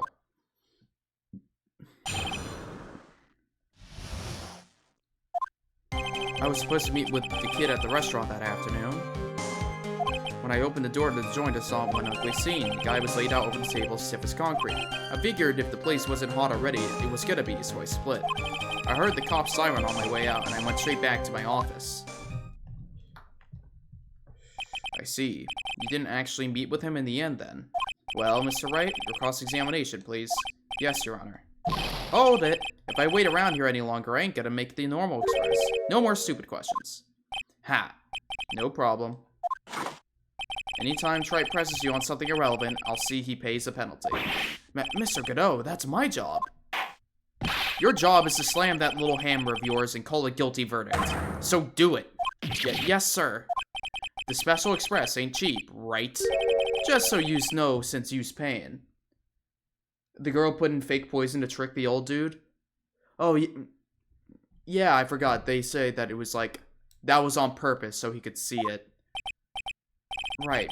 So technically he died earlier. And we know he died from a cyanide. Oh yeah. He suspects Tiger because Maggie's saw him at the table now. Yeah. Okay. Got it. At Trials. I was supposed to meet with the kid at the restaurant that afternoon. When I opened the door, joined saw ugly scene. Hold it! Objection! Oh, wait. Oops. I kind of just pressed something without thinking. Before they didn't... Okay. I'll limit myself to 17 cups of coffee during a trial. That's the rule. You better limit the number of times you take a penalty, right? Or your guts will look like the inside of a chimney. Ashen. Ow. Oh, boy.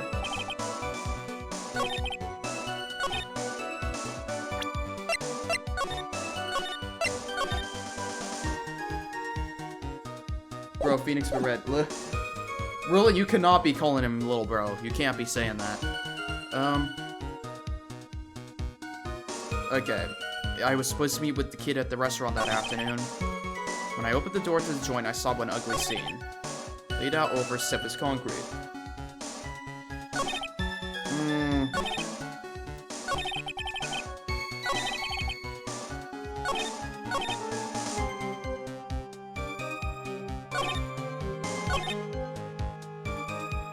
Okay.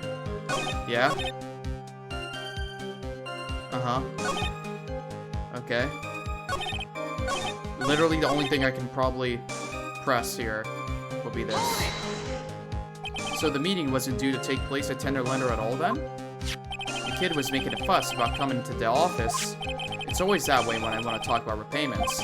Even though I got the best punching bag you've ever seen if there's any issues. Maybe it's because of punching back that people are scared to come? So that's why you decided to meet at Trey Bien. Objection! Ha. You're going over old ground again, Trite. Oh my god. Okay, hold on. This might take us a little bit back here, but... No.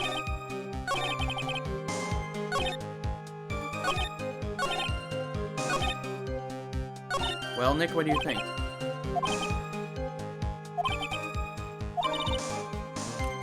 Okay. Maybe I could try pressing the last thing. Did you go straight back to the office? You went straight back? Did a bout of guilt suddenly hit you for what you did? What are you trying to say? You trying to tell me you ain't never been guilty of nothing? We all have our crosses to bear. We'll have to swallow the dark secrets we hide. Like this! The courtroom's not exactly the place to talk about dark secrets, is it?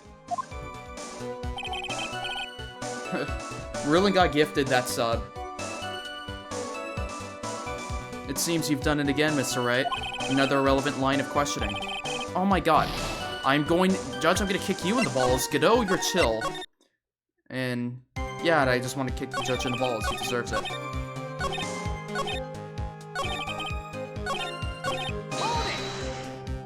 You mean you saw Glen Oak's dead body?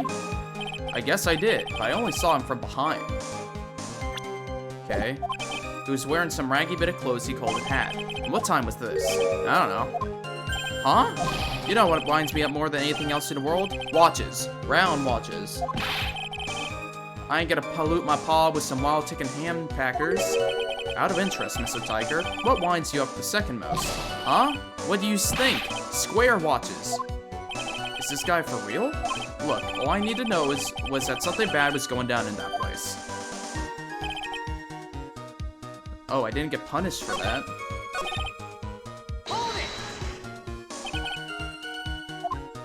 Tiger is a busy cat. I don't hang around for no one.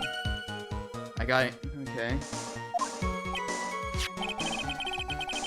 So what exactly did he pick up the matches? There are matches just inside the front door. Our detective friend wound up in trouble with the chef after taking 5 books home. Poor Gumshoe. It's almost enough to make a man cry. Okay. Huh. So... these two didn't punish me. He saw the body.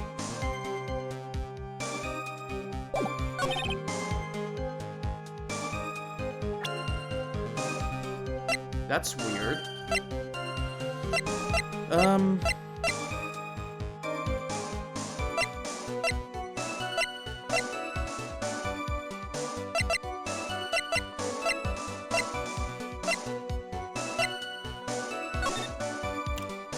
Yeah, you couldn't have seen him from behind. I don't think. Actually, the victim was... Actually, there was the partition. I don't think he could have seen him from behind. Yeah. Let me just verify this one more time. Only saw him from behind. Yeah, there's another time.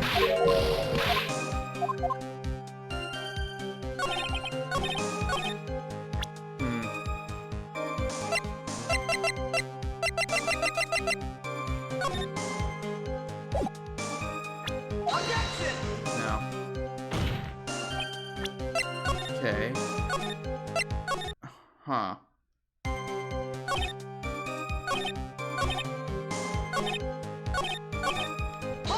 Laid out over the table, stiff as concrete. He saw the body. He doesn't know the time. Actually, I guess... So he didn't set foot in the restaurant? He's saying that he only went in the entrance. And that's how he got the matches. Okay, we're kind of like creeping our way inwards more and more. Now, what is some proof that he was in that?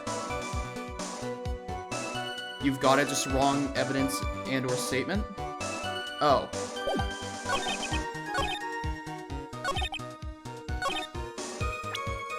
Right, okay, so it was probably this one then.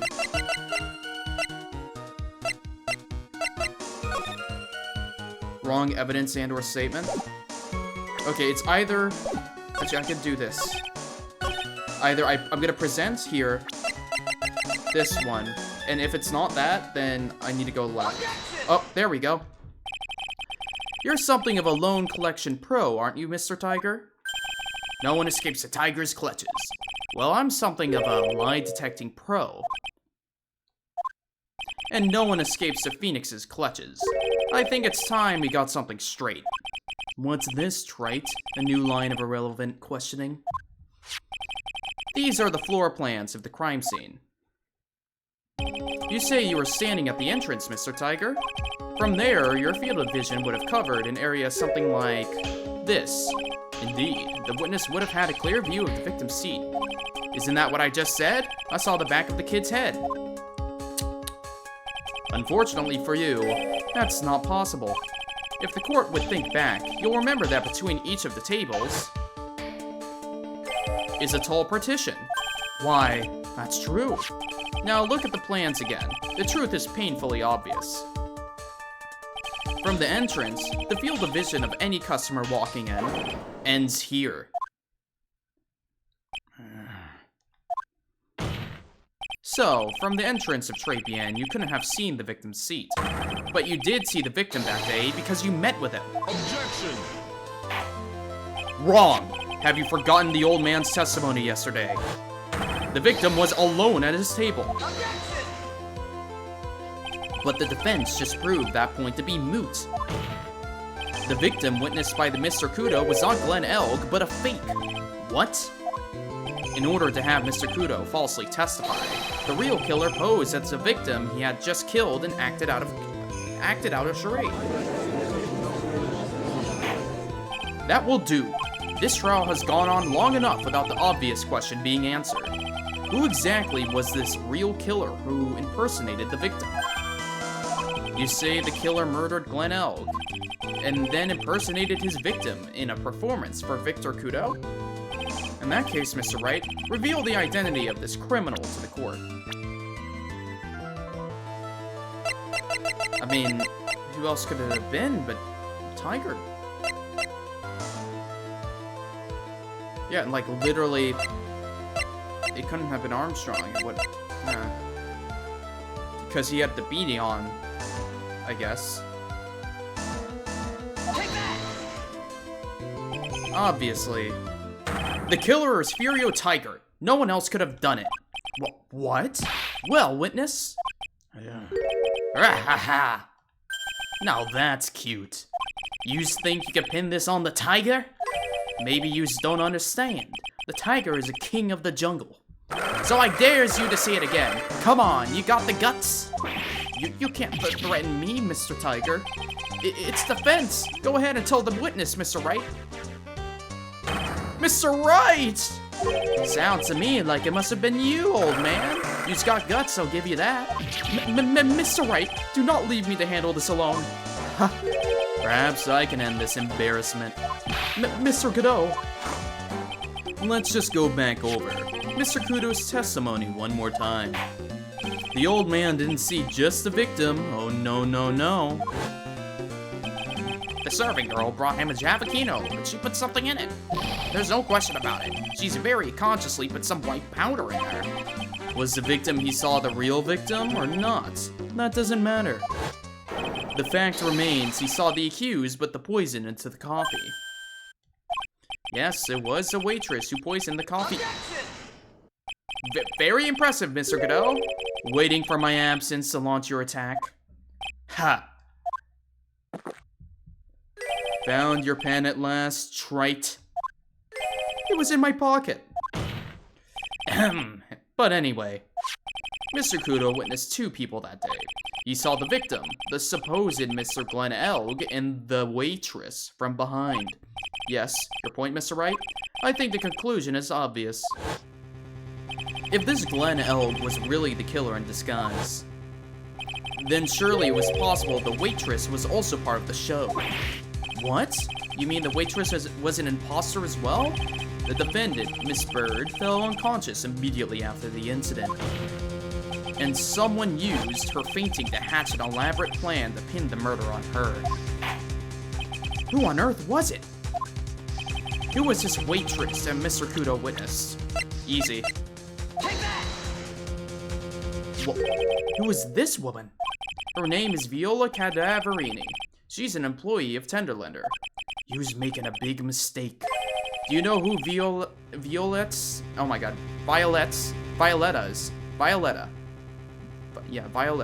grandfather is? You better be going home in an armored truck tonight if you know what I mean. Stop shaking, Nick. Where was I? Yes, the defendant, Miss Bird, has stated the following. Well, when I took the coffee over to the victim's table, it's true there was another customer in the restaurant. She was sort of creepy, and she had this kind of cackling laugh.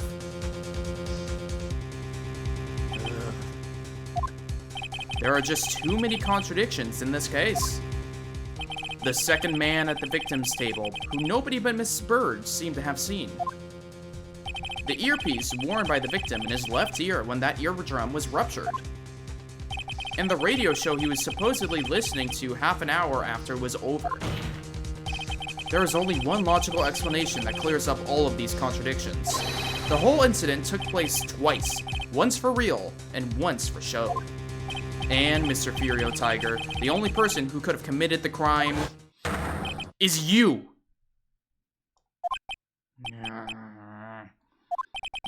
Witness? What have you got to say? That's cute.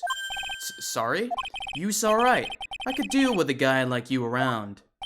What do you mean? Okay, I'm in on this game. I'm gonna have to charter a jet to get me to my meeting now, but I'm gonna give you one more thing to think about before I go. Something to think about? You's got it all wrapped up nice, huh? Right? But you's missed out on one real important thing. But that can't be. I was in the joint that day, and I met that kid too. But I couldn't have poisoned him, you's here. What? Do you really expect us to believe you now, Mr. Tiger? Ha. What a troublemaker. Troublemaker? Looks like we're going to need another one for the road.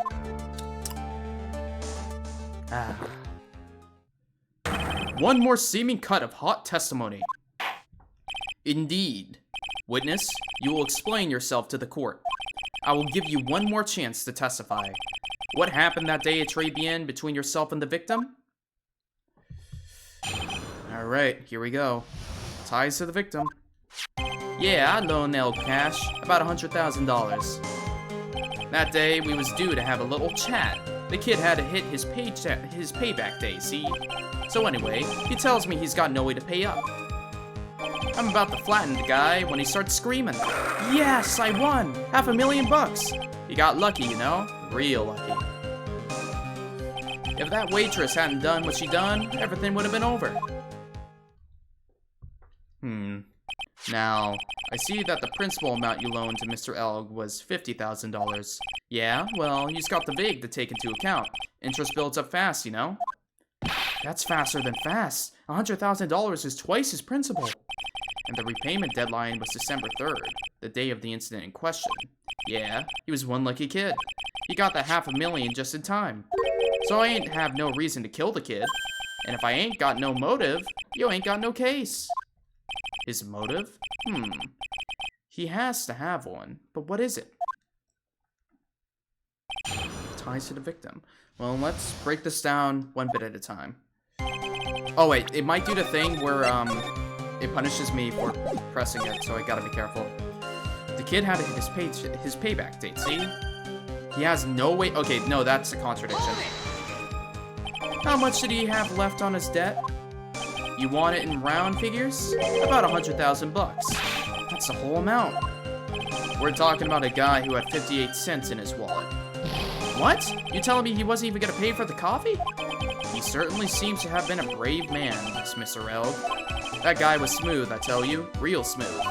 You'll have your money in less than 5 minutes. That's what he says to me.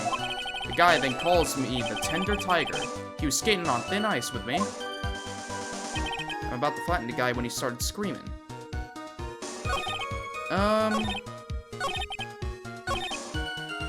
Hold on. There's a big, No, he did have a way to pay back. He had his CD. Worth millions of dollars. Okay. I'm gonna present. Because if not that, we have on the sports paper here as well. You know what? I'll present this, because $100,000 is written up there. No. Okay. If that's the case, then I can just press the statement following up this. But I feel like we're going to get to this point. Was that because the guy won the lottery? Was his last chance at a big win? And you can confirm that this is the ticket in question? That's it. The Millionaire Radio Show starts at 1:30 p.m. and runs for 10 minutes. That fixes the time you two met with some accuracy. And the whole scene was acted out again 30 minutes later. All that Mr. Kudo would see it. I can still see the kid's face now. I ain't never gonna forget it. Yes, I won $500,000. You got lucky, you know, real lucky. Wait a minute. Wait. Didn't someone else hear him say this at like a different time and they didn't see it? Did Mr. Kudo see this?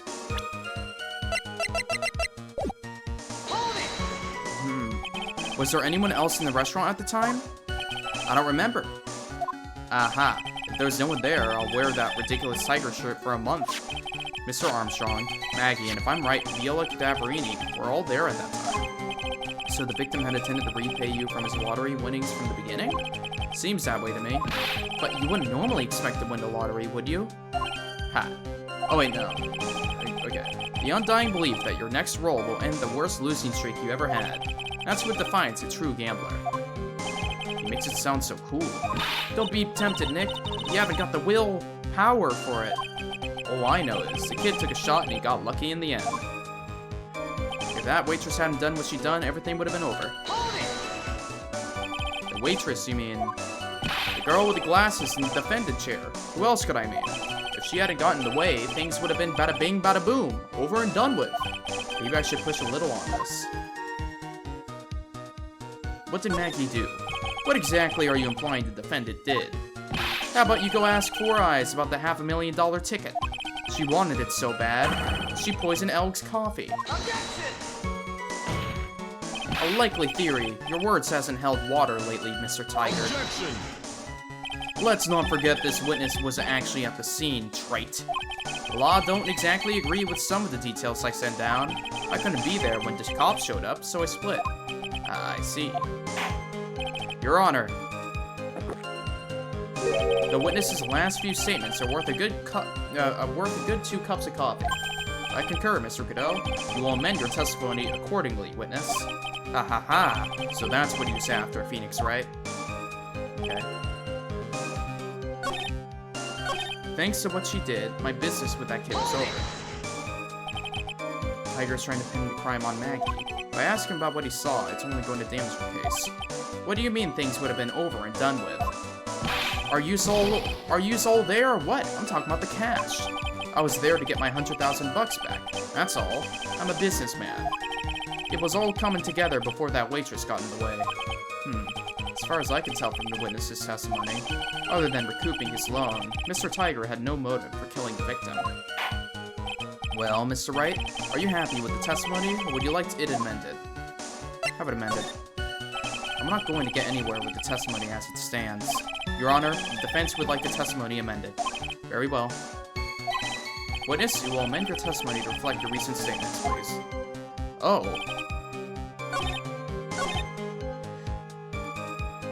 Huh. So I can swap it. Okay, so... Oh, I know. I was after the 100,000, I didn't have no other reason to kill the guy. Well... If you wanted to have the MC Bomber thing potentially worth millions of dollars, that could be something. I'm not quite sure, though. I'm gonna present it here, but I'll probably load to save. Actually, yeah. Aha! So you just intended to get back the $100,000 Mr. Elg owed you, correct? I loaned the guy the cash, so that's my right. Unfortunately for Mr. Elg, I don't believe the $100,000 is what you are really after. Objection! What are you getting at, Trait? What else would a moneylender be after other than money? Oh, the moneylender was after money, but money in a totally different league. The kind of money that a single disc like this would fetch. What is that? Deny that. That's a bot. What is that? A computer virus, Your Honor. A virus called MC Bomber. A computer virus? What does one of those do? A computer virus is a program that wreaks havoc on the inside of a computer. A computer? What does one of those do? I guess the beard isn't the only part of his honor that is from the Stone Age. I'll explain it to you later, Your Honor. Right now, this is an important point. A virus like MC Bomber would be worth several $million on the black market. Several $million? Lending money with no hope of ever seeing repayment would normally be bad for business. But in this case, the very fact that Glenn Elg had no way to repay the money is crucial. What? Glenn Elg was a programmer, a highly skilled programmer. That skill was the collateral Mr. Elg put up in order to borrow the money. Objection! You're trying to suggest the witness's motive was to get hold of that program? Exactly. The witness may have poor fashion sense, but he is by no means an idiot, Trait. A man like him could get his hand on $1 million without resorting to murder. Of course he could, provided that he had time. But what if he had needed the money right then? When the pressure's on, the luxury of choice tends to disappear. It seems you have a logical conclusion for this theory, Mr. Wright. Would you care to share it with us? I do have it. Why did Mr. Tiger need money to the tune of $1 million? Because of the medical bill. Yes. Take that! In December of last year, you found yourself in need of a huge amount of money. About 6 months ago, you were involved in a traffic accident, weren't you? An accident involving a car and a scooter in which a young woman was injured. She was taken to the hospital, where she underwent surgery. How much of this do you know? These medical papers document the treatment of the young woman in question. According to these, her operation costs $1 million. And yet, when the payment was due last month, you somehow managed to pay it in full. What, $1 million? A preposterous sum. Someone should sue these HMOs. Ha, no one would pay a bill like that. If the medical association got wind of it, the hospital would end up dead as a morgue. But Mr. Tiger had no choice but to pay, because his very life depended on it.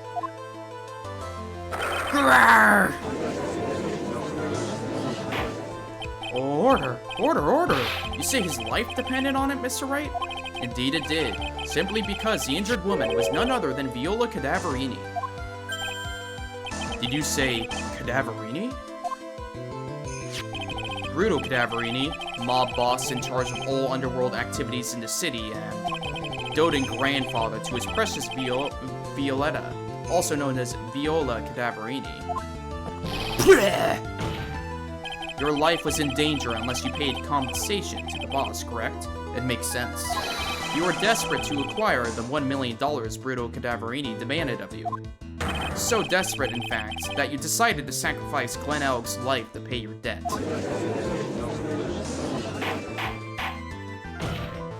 On the day of the murder, Mr. Tiger's sole intention was to get his hands on this CD. Glenn Elg had no way of paying back the $100,000, and Mr. Tiger knew it. But then a miracle happened. The kind that Mr. Tiger would prefer to say never happened, but he can't, and neither can I. The lottery won? Exactly. At the 11th hour, Mr. Elg won $500,000 in the lottery, which left Mr. Tiger with no way of getting his hands on the all-important CD. Oh, because he wouldn't use the CD to pay it back anymore. At least, no legitimate way.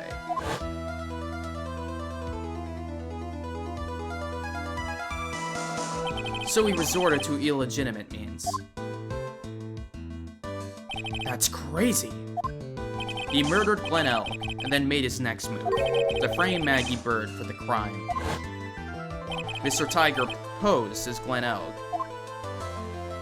while Viola Cadaverini played the role of Miss Bird, and they reenacted the whole thing in order to establish a witness. The witness being the one we all heard testify yesterday, Mr. Victor Kudo. Objection! Like I said, trite, that is crazy. No one could pull off a stunt like that. For starters, there's no way the chef could have been kept in the dark about it. Objection! But Mr. Armstrong was in on it from the very beginning. Have you forgotten already, Mr. Godot? Mr. Armstrong owed the witness money too. $500,000, in fact. He had no choice but to go along with Mr. Tiger's plan.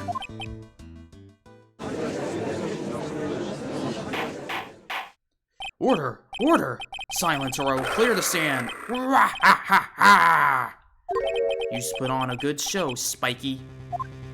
Huh? If you just want to stay alive in the loan shark business, you gotta be careful. You saying I dressed up like that kid, created a witness, and framed someone? If I did something crazy like that, I'd leave a trail as bright as my shirt. I ain't dumb enough to do something sloppy like that. I agree. You do? Despite your appearance, you are very careful. That's why you took one more precaution. One more trick to make sure Miss Bird had no way out. What? Another one, Mr. Wright? Interesting. Why don't you fill us all in, trite? What was the trick you say Mr. Tiger performed to frame the accused? This. Take that!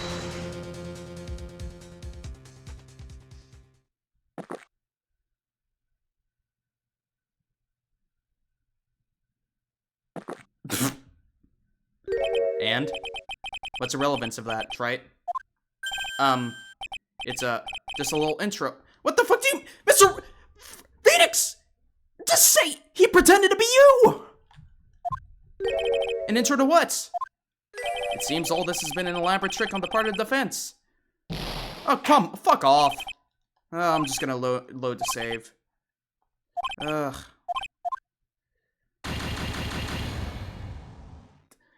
I don't understand. No, I did save. At least a little bit. I can speedrun through it. That's bullshit, though. BS! Ugh. Alright. Back at it again. Okay, I was down for 50 so you didn't have any reason to kill the guy, blah blah blah blah blah. Objection! Objection. Do that, blah blah blah blah. And fail. No, come on, you guys all know what that was. That's bullshit. We literally know the exact reason why. He pretended to be me. Objection!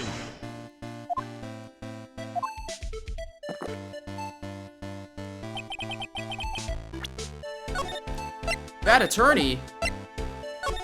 I played the pieces that I was given.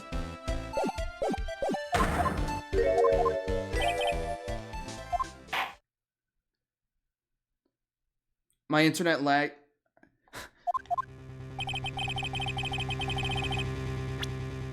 Why did he need it? Surgery here. Take that!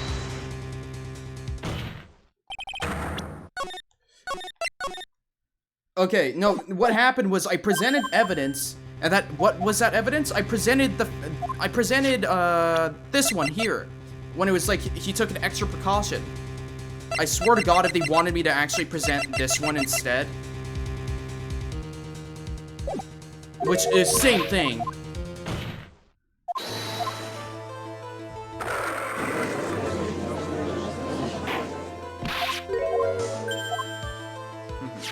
Go through and all that.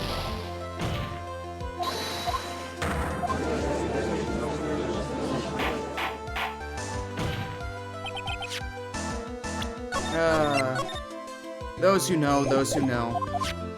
Yeah, blah, blah, blah. Those who know. I was robbed.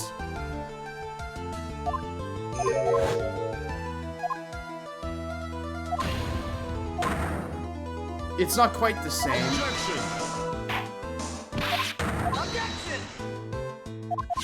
I guess the badge shows he did it. I mean, I would have thought that they count as the same thing. Whatever. I'll present it here, and we just move on. Yeah.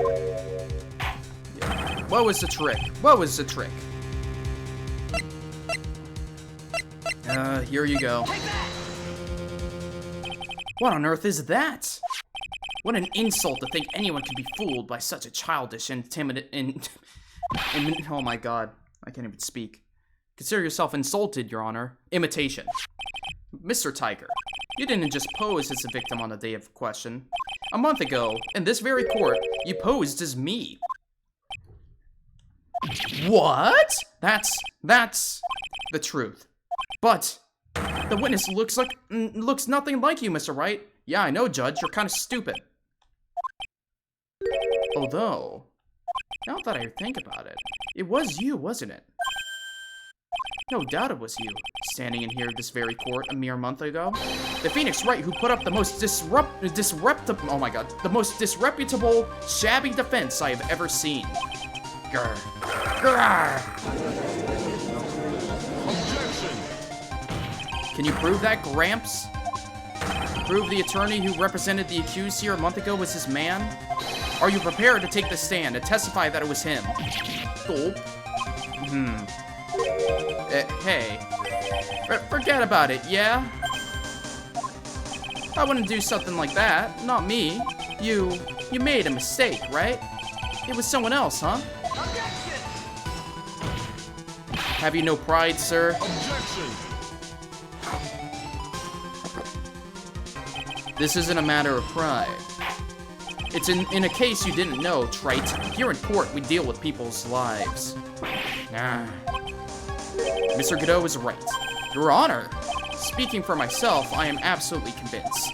The attorney in question was the witness standing before me now. However, I preside over this court as the judge, with the vested power to hand down a verdict. Someone in my position cannot be swayed by a memory without evidence to support it. No! If the defense has no further evidence, the court will now excuse the witness. The circumstances surrounding Mr. Tiger are dubious for sure, but not conclusive. But we've come so far. You say he impersonated Glenn Elg, you say he impersonated you, but none of that adds up to a murder charge. You didn't have a shred of evidence that the witness poisoned the victim's coffee. Wait, no, the fingerprints. Wait, no, that's for the Europe medicine. Ha! Sucks to be you, right? Don't mess with the tiger, and you're gonna get mauled. You's got that? All we managed to do here was chase him around for a bit, but I was so close to getting him to admit his own guilt. Ha! Looks like I won't be needing a refill. If I just had one more piece of evidence, and maybe I can get Maggie off the hook. Gumshoe, this witness's cross-examination is over. You are free to go, Mr. Tiger. No. Hold it. Your Honor, sir? Wait! Detective? Detective Gumshoe? Sorry it took so long, pal. I staked everything on this. My badge, the works, so here it is. My heart's counting on this, too. What is it, Detective? Isn't it obvious, pal? It's the final, decisive piece of evidence. What?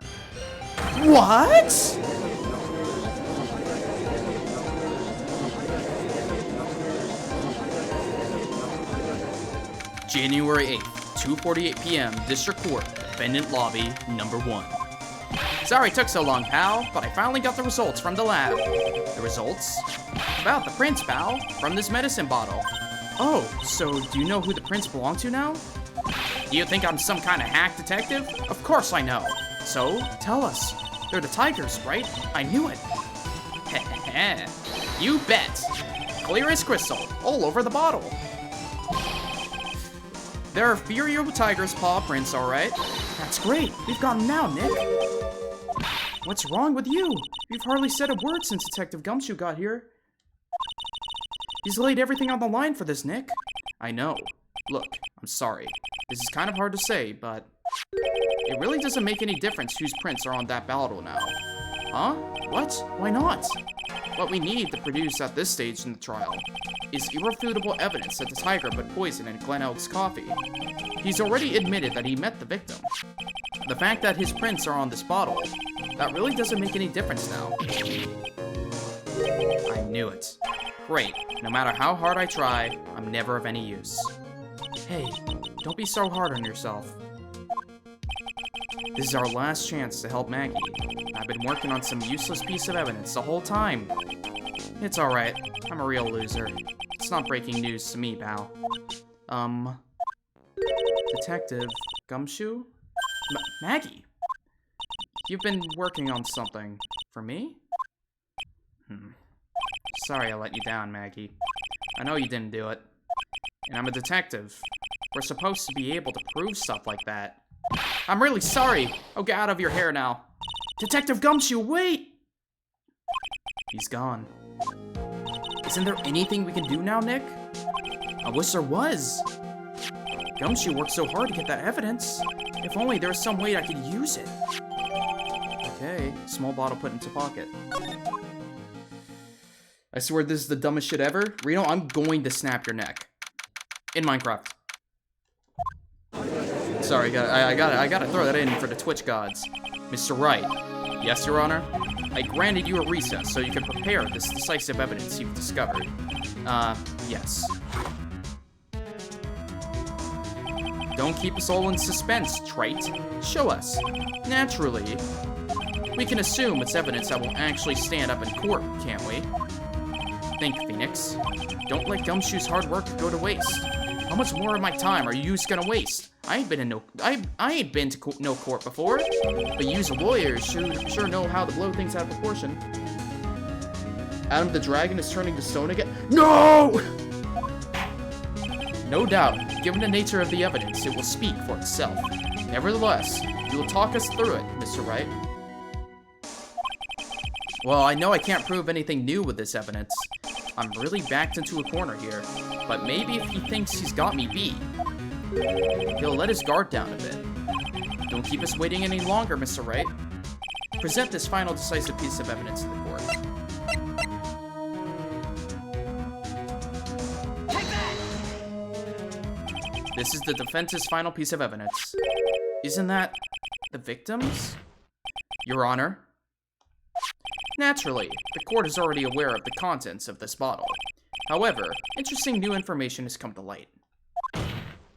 We have clearly identified some fingerprints on it. Fingerprints belonging to you, Mr. Tiger. What? But, Mr. Wright, what conclusion are you hoping to draw from this new information? Everyone here knows what this bottle contains, except one man. One person in this courtroom should theoretically be in the dark. My prints are on that fancy-looking bottle? Is that what you're saying? Well, what the hell's in it anyway? I'm gonna tell him there's poison in it. A phony trial, a phony lawyer, and phony clues. Everything about this case has been phony. Seems like the perfect excuse for some phony evidence. Mr. Tiger, this is a decisive piece of evidence that will prove your guilt. Why? Because it contains potassium cyanide. Actually, should I say? I'll save up here. Yeah, let's do this one. Just to be safe. This bottle contains potassium cyanide. Potassium cyanide? The poison used to murder Mr. Elk, Your Honor. The victim's killer used this very bottle. And on this bottle, Mr. Tiger, we found your fingerprints. Well, how do you explain that? You'd make a good clown, you know that? What? You ain't never gonna get this to stick. You's just making me laugh now. You think a cheap bluff like that's gonna fool the tiger? A bluff? I can see straight through you, Phoenix Wright. That ain't the bottle with the cyanide in it. Wait. Hold on. No, this bottle, wait. Wait, hold on. Don't mess with the tiger, you're gonna... You know which bottle has the cyanide in it? The cyanide bottle was brown, and it was made of glass. That cheap piece of trash. Don't look nothing like that.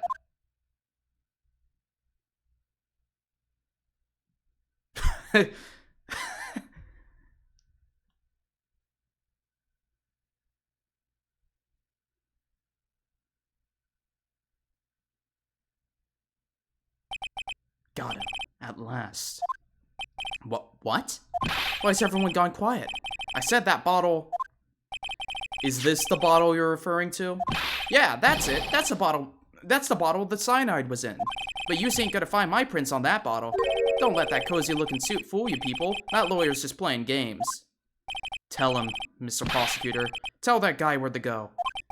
You still haven't figured it out? Don't you realize what you just said? What I said? What did I just say?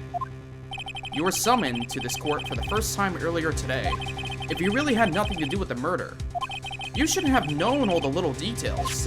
For instance, you shouldn't have known what kind of bottle the potassium cyanide was in. But just now, you slipped up in front of every single person in this courtroom.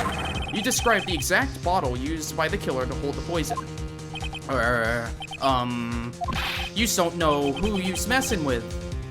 I'm the Tiger. I control millions of dollars on the black market. You think I'm gonna let some jump-up suit get the better of me? Sure. The last piece of evidence was phony. But that's just what you deserve. The phony trial with a phony lawyer, it was all played out by you, the biggest phony of all.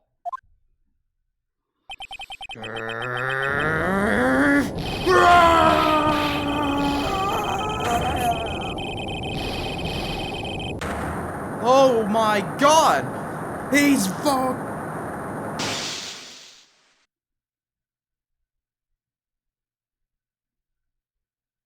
What? Did the lights just go out? Hello? What's going on? It looks like a blackout. Oh, well done, trite. I saved my 17th cup of coffee just for you. Savor it.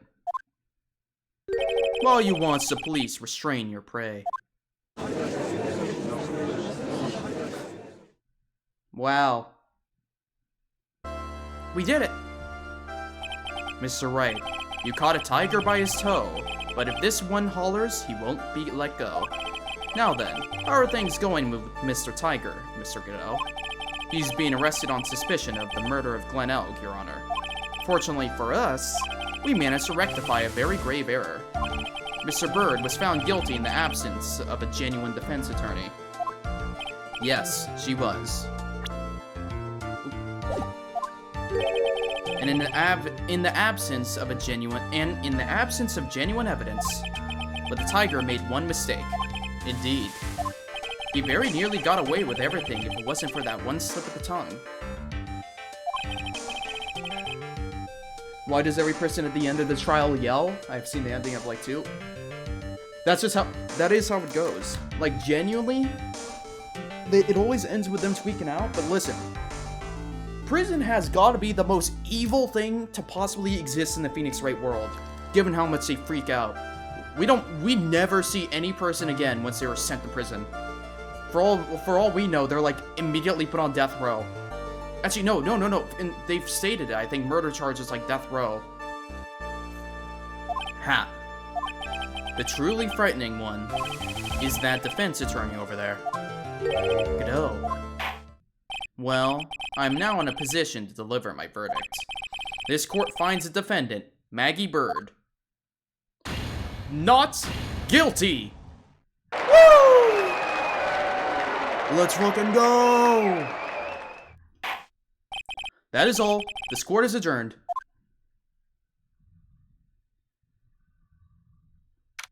January 8th, 4:10 p.m., District Court, Defendant Lobby, number 1.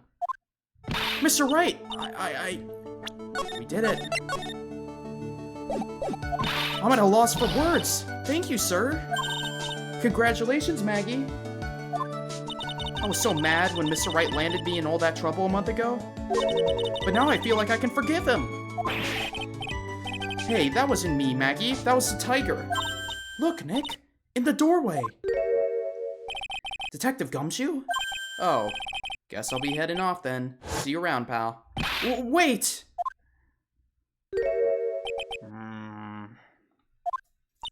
Detective Gumshoe? Oh yeah. Congratulations, Maggie. Thanks.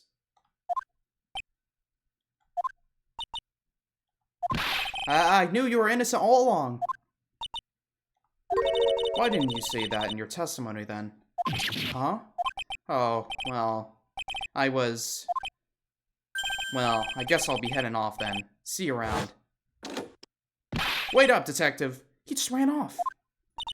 Maggie, why are you being so hard on him? He busted his butt for you. It's thanks to him that we got the medication bottle. That wasn't even of any use. But it's only because Mr. Wright used it so cleverly. Detective Gumshoe was just running around in circles.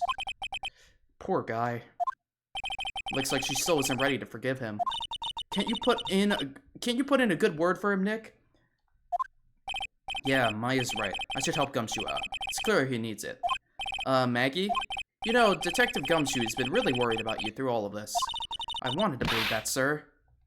But on that first day of the trial, he practically gave the judge a free pass to lock me up. He didn't have any choice, Maggie. He's a detective. He has to report the facts. He doubted me, and that's why I thought he might have done it. He thought, oh my god, I've got to prove to her that Gumshoe really cares about her. I know. I'll give her a little present to celebrate her freedom. Weenies! Take that!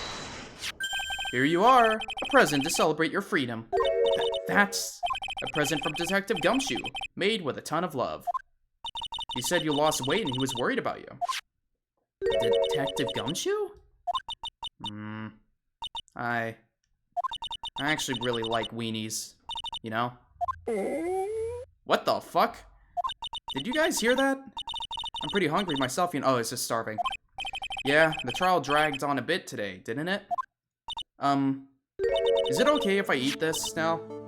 Yay, Gumshoe got his food.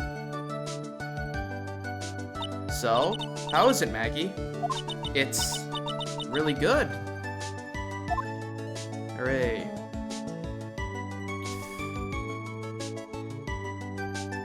So the case of phony versus genuine comes to an end. The false allegations surrounding Maggie have all been cleared up. And who knows, maybe a whole new chapter of her life is about to start. I hope Gumshoe... I am rooting for Gumshoe. I'm rooting for my boy. Yay! Episode 3, Recipe for a Turnabout. The end! We did it! We finished the trial. Next up in line, Edgeworth? He's back! What the Oh my god. Phoenix Wright, try not to have Edgeworth show up in the most drippiest outfit known to man, dude. Save your progress up to this point? You sure bet I will.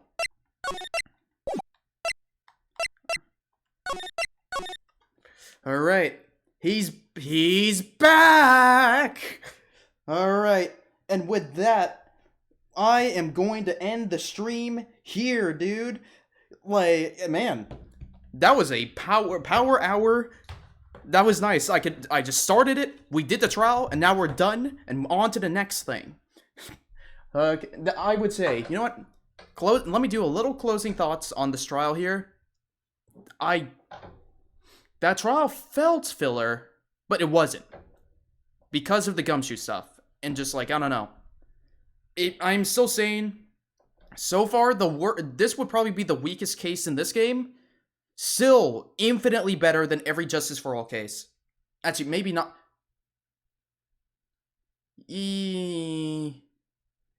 Yeah, I don't remember. When I do the tier list at the end here, I'll go over it. But this game has been strong as far as cases go. We started off with Mia, and then we did like, oh my god. It had a cool villain. Honestly, I mean, I like the idea of Guy pretending to be Phoenix Wright, But I don't know. I found the villain. It made some sense, yeah. I found, like, the tiger guy. I mean, he wasn't all that crazy. I honestly feel like it's weird that we didn't get any, maybe in the next case we will, but it's weird that we introduced, like, Cadaverini girl, and she just never spoke up again. I was kind of expecting her to be called in. I just like Furio Tiger. That's fair. I mean, he seems silly. I'm guessing he probably has his own, like, little tiny cult fan base. Furry? Nah. He's just got, like, he's orange. I just look at him, I'm like, orange. I don't know, though. Edgeworth is showing up, though, and as you know, if Edgeworth is showing up, he works for, like, the FBI super agency or something. But all I know is, he better not replace Godot. I'll be mad. I'll be mad if they do the thing where Godot gets sidestepped. I think Godot might be... Listen, Edgeworth is, like, S. Godot might be alongside, like, Edgeworth. I would say that if Edgeworth is an S, what's it called? Von Karma is like a C, maybe D. I really think Von Karma lady, she is really, really, Godot still has more time to shine. I'm sure of it. They have like a story with him to the point where I have to make sure I don't look up his name so I don't get spoiled. You still haven't reached peak? That is very good to hear. Man, it's good to know that there's a lot to look forward to. So I guess aside from that, I believe I will close the stream off here. Thank you all for watching, and I will see you all again very soon. Bye-bye.